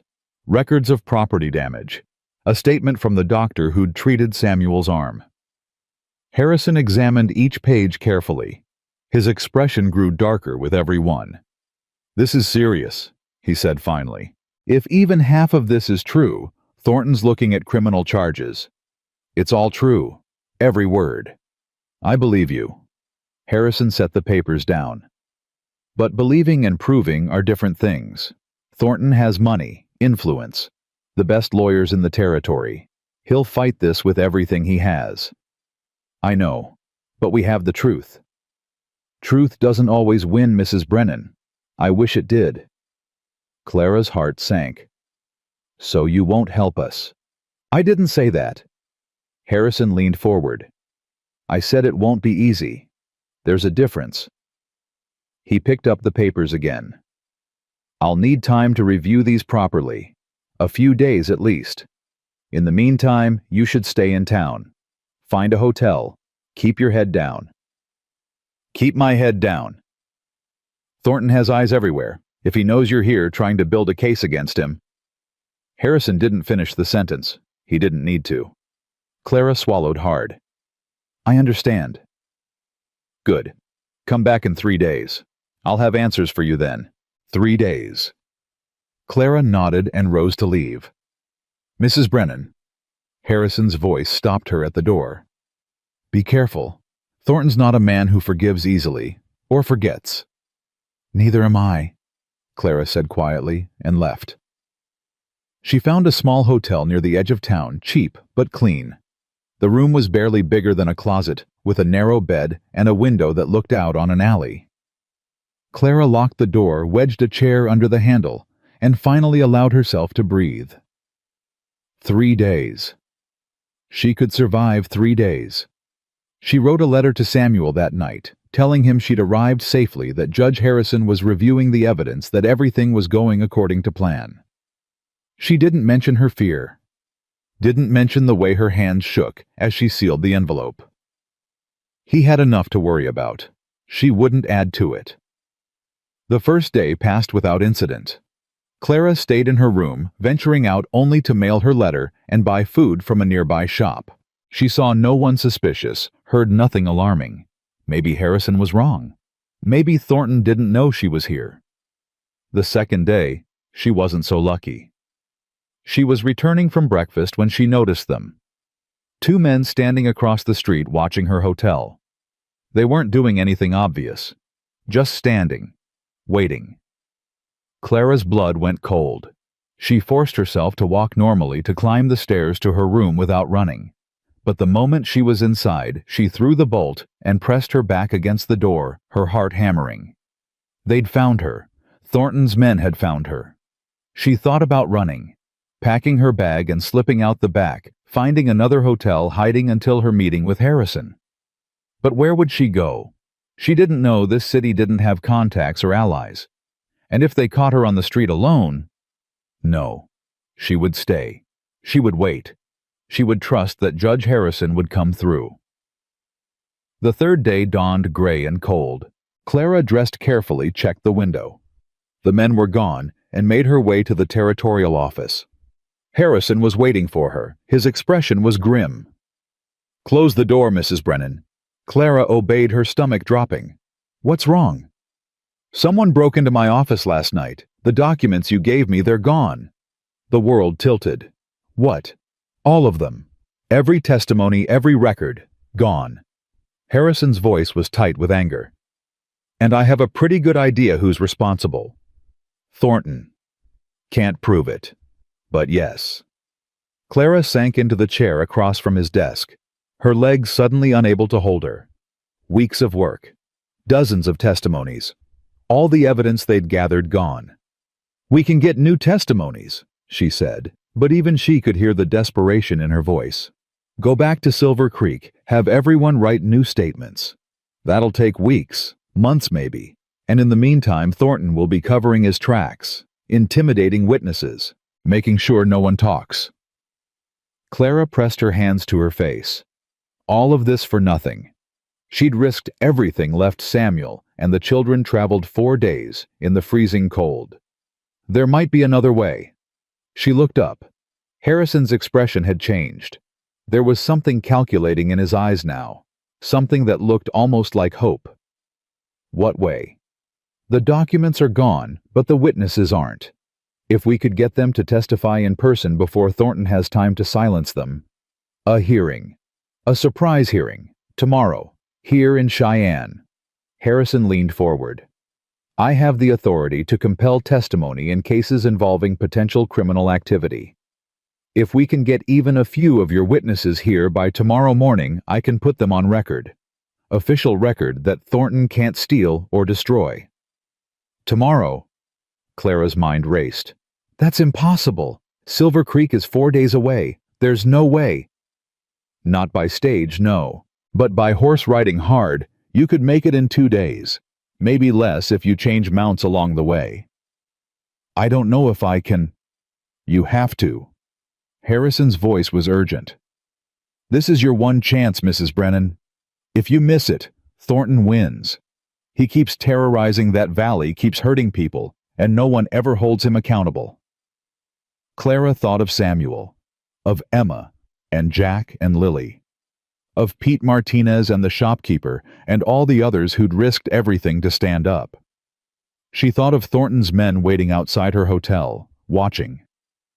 I'll do it, she said. She left Cheyenne within the hour, riding hard, pushing her horse to its limits. The cold was brutal, the wind cutting through her coat like knives. But she didn't stop. Couldn't stop.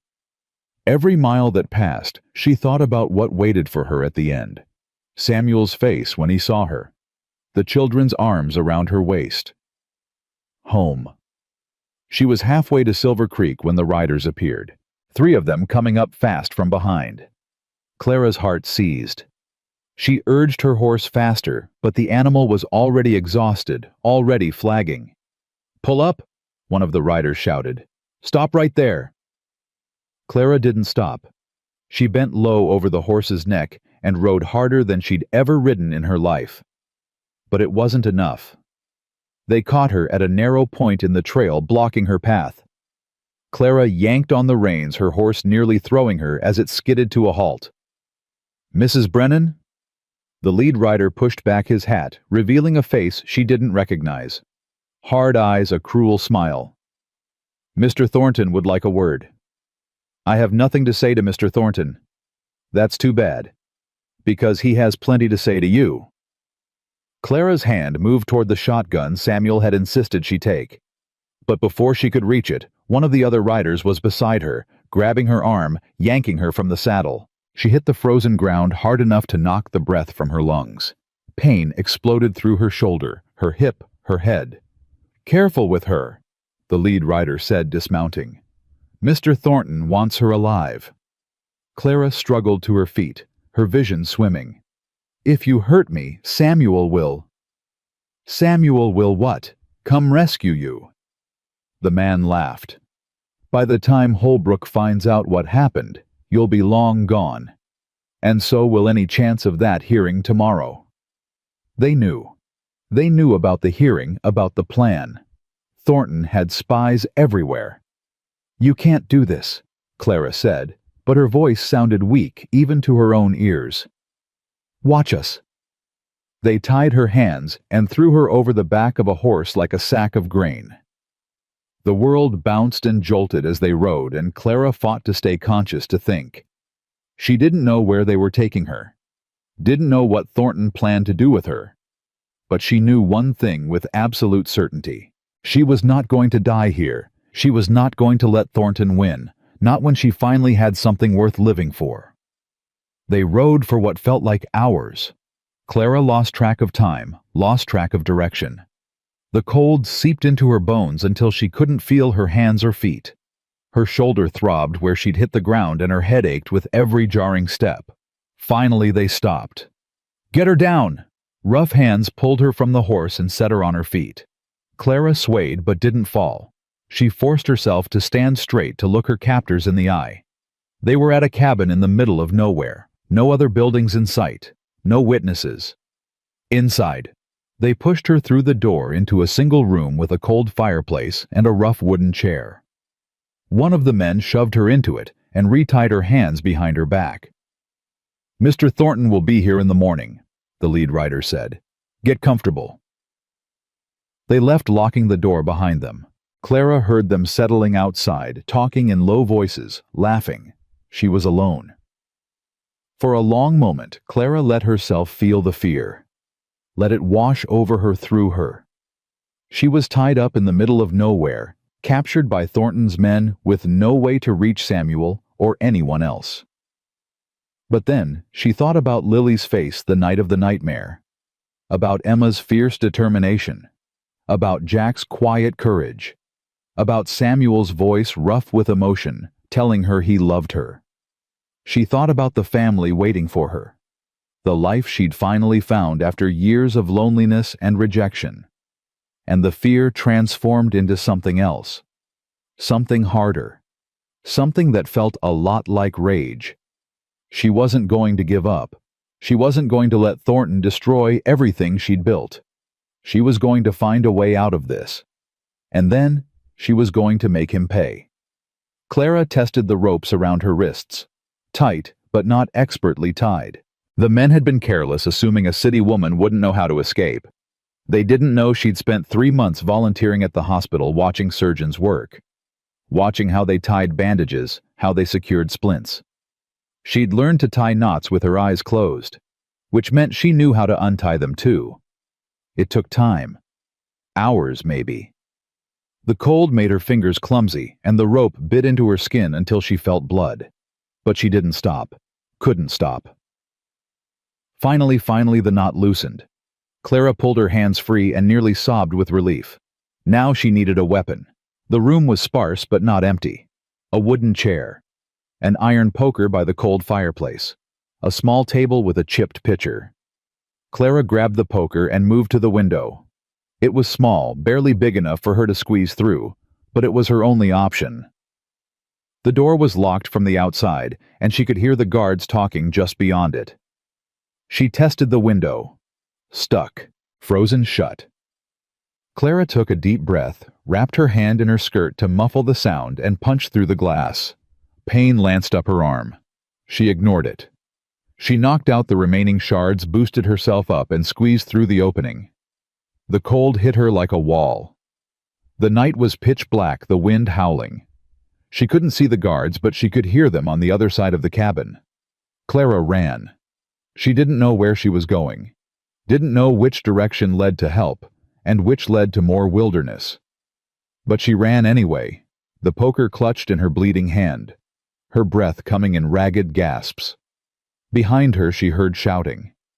They'd discovered she was gone. Clara ran faster. She didn't know how long she ran. Minutes or hours, it all blurred together. The cold was numbing, and her feet caught on rocks and roots she couldn't see. She fell twice, 3 times, scrambling back up each time. And then, impossibly, she saw lights. A farmhouse in the distance, warm yellow windows glowing in the darkness. Clara stumbled toward it, her legs giving out just as she reached the porch. She pounded on the door with her bloody hand. "Please, please help me." The door opened, and a woman's face appeared. Older, weathered, with kind eyes that went wide at the sight of Clara. "Lord have mercy. Get inside, child. Quick." Clara collapsed into warmth and safety, and the last thing she heard before consciousness faded was the woman's voice, sharp with alarm. "Henry, saddle the horse. This girl needs a doctor." She woke to pain. Her hand was bandaged, her body wrapped in blankets, and a fire crackled nearby. For a moment she didn't know where she was. Then she remembered. The capture, the escape, the farmhouse. "Easy now." The older woman was there, pressing a cool cloth to Clara's forehead. "You've had quite an ordeal." "I have to." Clara tried to sit up and immediately regretted it. "I have to get to Silver Creek. There's a hearing. You're not going anywhere in this condition. You don't understand. People are depending on me. If I don't get there, if you try to ride in this state, you'll fall off your horse and freeze to death." The woman's voice was firm. "My husband's already gone to town to fetch the doctor, and he's sending word to Silver Creek. Someone named Holbrook, you were calling for him in your sleep." "Samuel." Clara's eyes filled with tears. "He's my—" She didn't know how to finish. "My employer, my fiancé. The man I love more than anything. I know what he is." The woman's voice softened. "Rest now. Help is coming." Clara wanted to argue, wanted to leap up and ride to Silver Creek herself, but her body had other ideas. The exhaustion was crushing, overwhelming, and despite her best efforts, she felt herself sliding back into darkness. The last thing she thought before sleep claimed her was a prayer. "Please let him come. Please let him find me. Please don't let it be too late." Samuel came for her at dawn. Clara woke to the sound of hoofbeats, dozens of them, pounding through the frozen earth like thunder.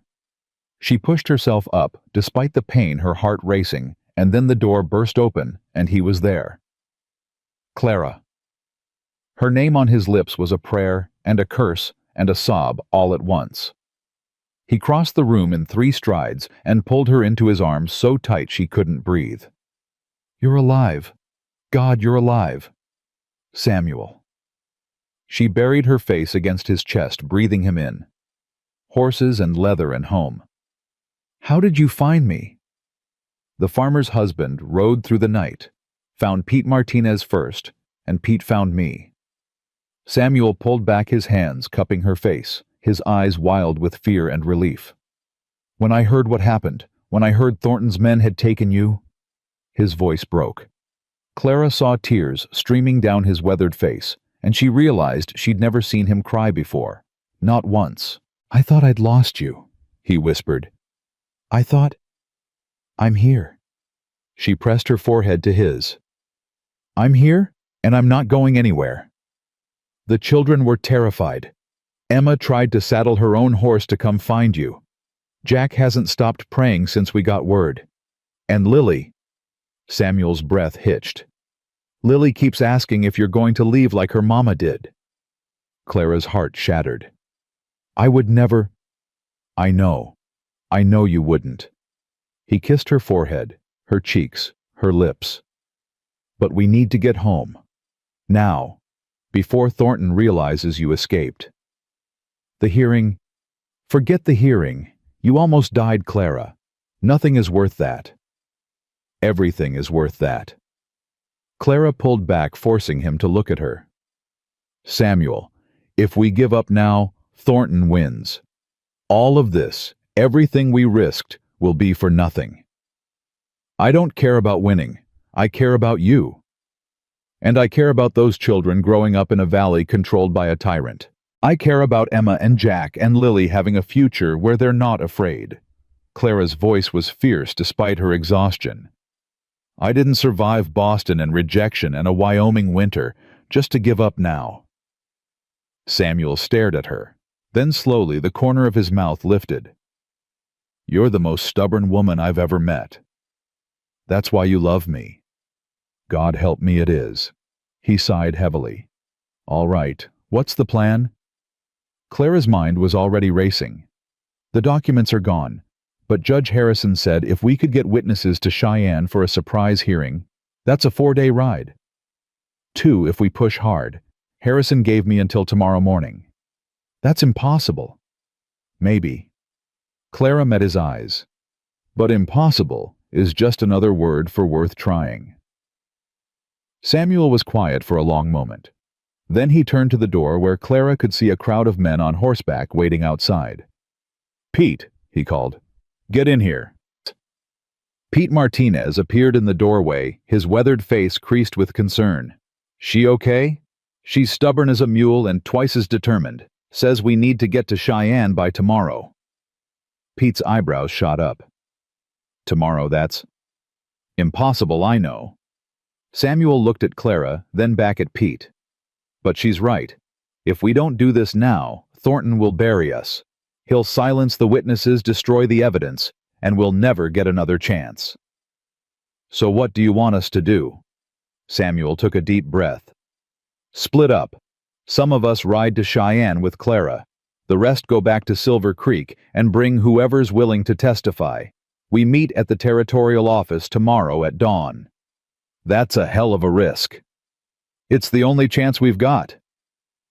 Pete looked at Clara, then at Samuel, then at the men waiting outside. Finally, he nodded. All right, let's ride. They pushed the horses hard, harder than Clara had ever ridden in her life. The cold was brutal, the wind relentless, but she didn't complain. Couldn't complain. Not when Samuel was riding beside her, his jaw set with determination.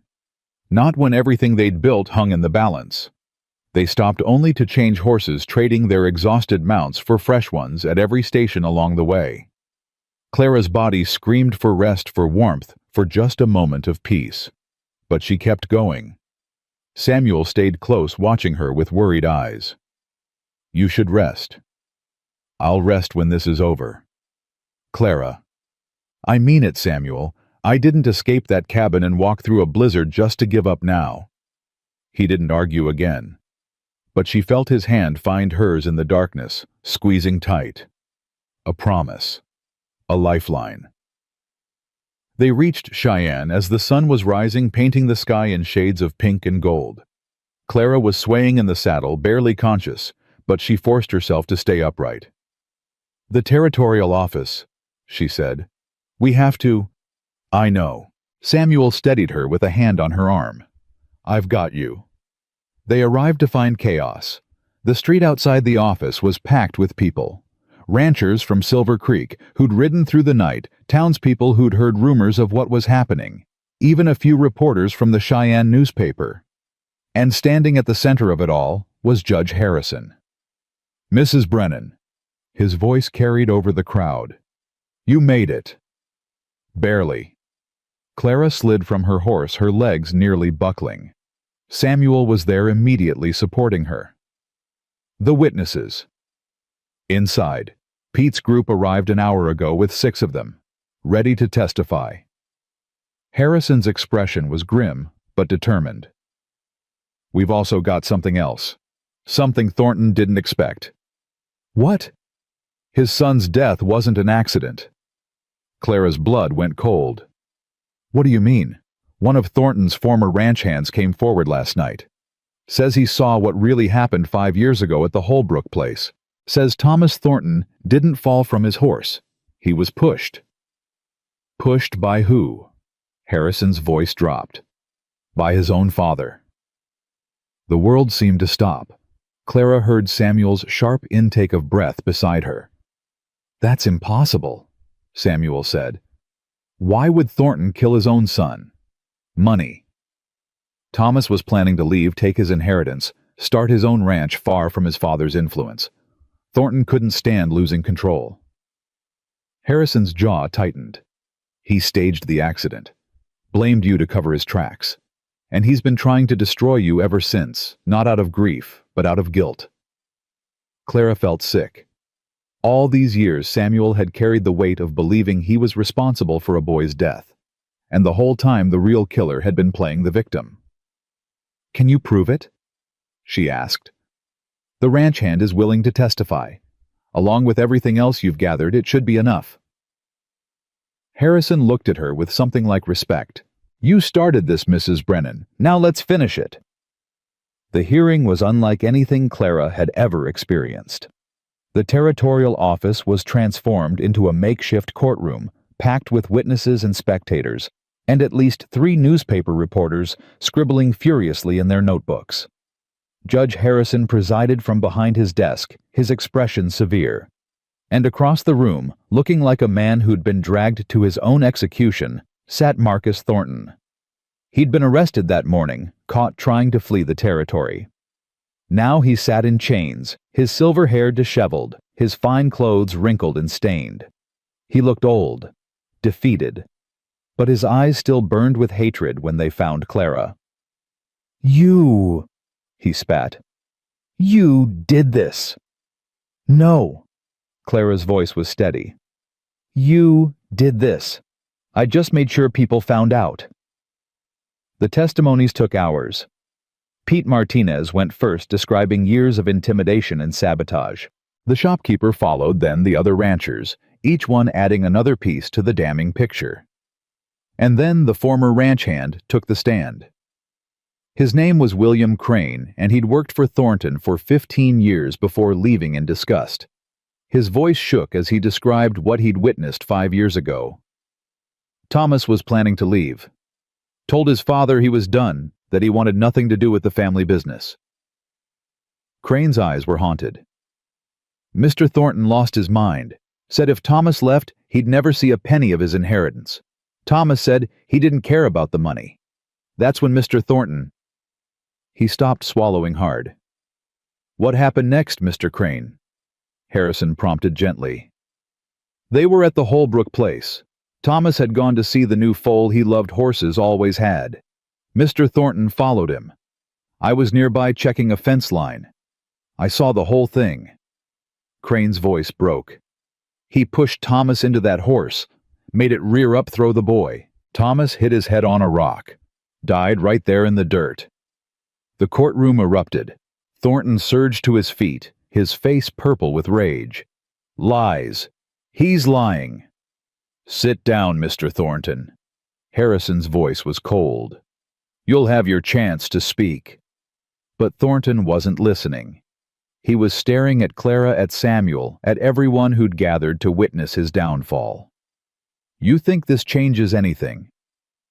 His voice was barely recognizable, twisted with hatred. You think destroying me will save your pathetic little ranch? I'll burn it to the ground. You'll do nothing. Samuel stepped forward, his voice quiet but deadly. Because you're going to prison, Thornton. For murder. For attempted murder. For everything you've done to this valley. You can't prove... We already have. Samuel's eyes were ice. And even if we couldn't, even if you walked out of here a free man, you've lost. You've lost your reputation, your power, your hold on this community. Nobody's afraid of you anymore. Thornton's face crumpled. Just for a moment, beneath all the rage and hatred, Clara saw something else. Something that looked almost like grief. He'd killed his own son, his only child. And he'd spent 5 years trying to bury that guilt by destroying an innocent man. It was the saddest, most terrible thing Clara had ever witnessed. The verdict came swiftly, guilty on all counts. Thornton was sentenced to 25 years in the territorial prison, effectively a death sentence for a man his age. As they led him away in chains, he turned to look at Clara one last time. This isn't over, he said. Yes. Clara replied quietly. It is. The celebration lasted 3 days. The whole valley seemed to come together, gathering at the Holbrook Ranch to mark the end of an era. People brought food and drink and music, and for the first time in years, there was laughter echoing across the snow-covered hills. Clara stood on the porch, watching the festivities, trying to believe it was really over. That Thornton was gone. That they were safe. Penny, for your thoughts. Samuel appeared beside her, sliding an arm around her waist. I was thinking about how far we've come. 2 months ago, I stepped off a stage thinking my life was over. Clara leaned into him. Now look at us. Quite a journey. The hardest thing I've ever done. She turned to face him. And the most worth it. Samuel's eyes were soft as he looked at her. I never thanked you properly. For everything you did. For refusing to give up when I was ready to surrender. You don't have to thank me. This is my family too. Speaking of family, Samuel reached into his pocket and pulled out a small velvet box. I believe I asked you a question before you left for Cheyenne. You never gave me a proper answer. Clara's heart stuttered. Samuel? Clara Brennan. He opened the box to reveal a simple gold band, worn smooth with age. This was my mother's ring. She gave it to my father when they had nothing but hope and each other. They built a life together, a family, a home. His voice roughened. I want to build that with you, if you'll let me. Clara was crying. She couldn't help it. The tears streamed down her face as she looked at this man, this wonderful, stubborn, broken, beautiful man who'd somehow become everything she'd ever wanted. "Yes," she whispered. 1,000 times yes. He slid the ring onto her finger, and it fit perfectly, as if it had been waiting for her all along.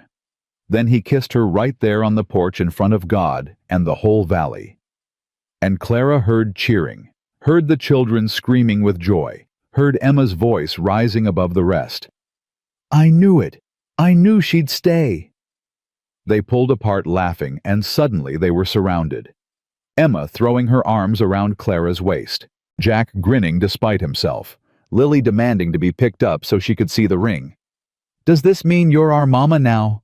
Lily asked. "For real?" Clara looked at Samuel, then at Emma and Jack, then back at Lily's hopeful face. "I've been your mama since the moment I decided to stay," she said softly. "The ring just makes it official." Lily considered this. Then she nodded solemnly. "Good. Because I already told everyone at church that you were my mama. I didn't want to be a liar." Clara laughed, pulling the child close. Over Lily's head, she met Samuel's eyes. He was smiling, really smiling, the kind of smile that transformed his whole face.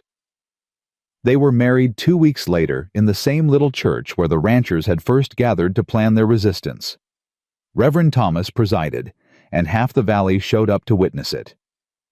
Clara wore a simple white dress that Mrs. Henderson had helped her sew. Emma stood beside her as maid of honor, radiating pride. Jack and Lily sat in the front row, dressed in their best clothes, trying very hard to behave. When Clara walked down the aisle, she saw Samuel's face, the wonder there, the love, the overwhelming gratitude, and she knew she'd finally found what she'd been searching for her whole life. Not just a husband, not just a home, a place to belong. "I, Clara Brennan, take you Samuel Holbrook to be my husband," she said, her voice steady despite the tears. "To have and to hold from this day forward, for better or worse, for richer or poorer, in sickness and in health, to love and to cherish until death parts us." Samuel's voice was rough when he repeated the vows. His hands shook when he slid the ring onto her finger. And when Reverend Thomas pronounced them husband and wife, he kissed her like a man who'd been drowning and finally found air. The reception went long into the night. There was dancing and drinking and more food than Clara had seen in one place since leaving Boston. The children fell asleep in a pile by the fire, exhausted and happy. And when the last guest had gone and the house was quiet, Samuel carried Clara across the threshold of their bedroom now, and set her down gently. "Welcome home, Mrs. Holbrook." Clara looked around the room. Sarah's room once, still holding echoes of the woman Samuel had loved and lost. But Clara didn't feel like an intruder anymore. "It doesn't bother you?" she asked. "Being here where you were with her?" "No." Samuel's voice was soft. "Sarah would have wanted this, wanted me to be happy, wanted the children to have a mother again." He cupped Clara's face in his hands. "She would have loved you. I wish I could have known her. You know her through the children, through Emma's stubbornness and Jack's kindness and Lily's endless optimism." Samuel smiled. "The best parts of Sarah live on in them, and now you're part of that too." Clara kissed him, then pouring everything she felt into it. Gratitude, love, hope. The overwhelming joy of finally being home. Spring came slowly to Silver Creek. The snow melted, revealing green grass and wildflowers. The creek ran fast with meltwater, and the cattle grew fat on the new growth. Clara planted a garden where Sarah's had been using seeds she'd saved and ordered from a catalog back east.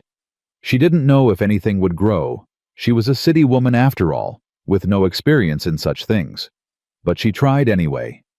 Because trying was all any of them could do. The children thrived. Jack's cough faded with the warm weather, and by summer, He was running and playing with an energy that made Clara's heart sing. Emma softened slowly, her defensive walls crumbling until she laughed freely and called Clara Mama without any hesitation. And Lily, beautiful, hopeful. Lily never stopped believing that everything would work out in the end, because that was what Lily did. She believed. One evening in late May, Clara stood on the porch watching the sunset paint the sky in shades of orange and pink. The children were playing in the yard, their laughter carrying on the warm breeze. Samuel was in the barn finishing the evening chores. This was her life now. This ranch, this family, this man who'd rejected her and then chosen her and then loved her with everything he had. She'd come to Wyoming broken and desperate, convinced she was worthless because she couldn't bear children. She'd been told her whole life that a woman's value lay in her womb, that without children, she was incomplete. They'd all been wrong. She had 3 children who called her Mama. 3 children who'd needed her exactly as she was, not for what her body could produce, but for what her heart could give. Love, patience, courage, hope. That was her legacy. That was her gift. Samuel appeared from the barn wiping his hands on his trousers. When he saw her standing on the porch, he smiled that rare, beautiful smile that still made her heart skip. "What are you thinking about, Mrs. Holbrook?" "About how wrong I was. About everything." "How so?" Clara turned to face him, the sunset warm on her back. "I spent my whole life believing I was broken, that because I couldn't have children, I was somehow less than, less valuable, less worthy of love. And now I know the truth." She reached for his hand, lacing their fingers together. "Family isn't about blood or biology. It's about showing up every day, choosing to love even when it's hard, being brave enough to stay when leaving would be easier." Samuel pulled her close. "You stayed when I gave you every reason to leave." "You gave me every reason to stay. You just didn't know it yet." Emma's voice rang out across the yard. "Mama. Papa, come look. Jack caught a frog." Clara laughed, the sound full and free. "We're being summoned." "So we are." Samuel kissed her forehead. "Ready." She looked at him. This man who'd been so broken when she arrived, who'd rebuilt himself alongside her, who'd taught her that second chances were real and possible and worth fighting for. "I've been ready my whole life," she said. "I just didn't know what I was waiting for." They walked down to join their children, hand in hand, the sunset blazing behind them. Clara Brennan had traveled 400 miles to become a mail-order bride. She'd been rejected for being barren, stranded in a frozen wilderness, and told she was worthless. But she'd found something better than acceptance. She'd found purpose. She'd found family. She'd found herself. And in the end, the woman who couldn't bear children had become the mother of 3, not through her body, but through her heart. Not by blood, but by choice. And that Clara knew was the strongest kind of family there was.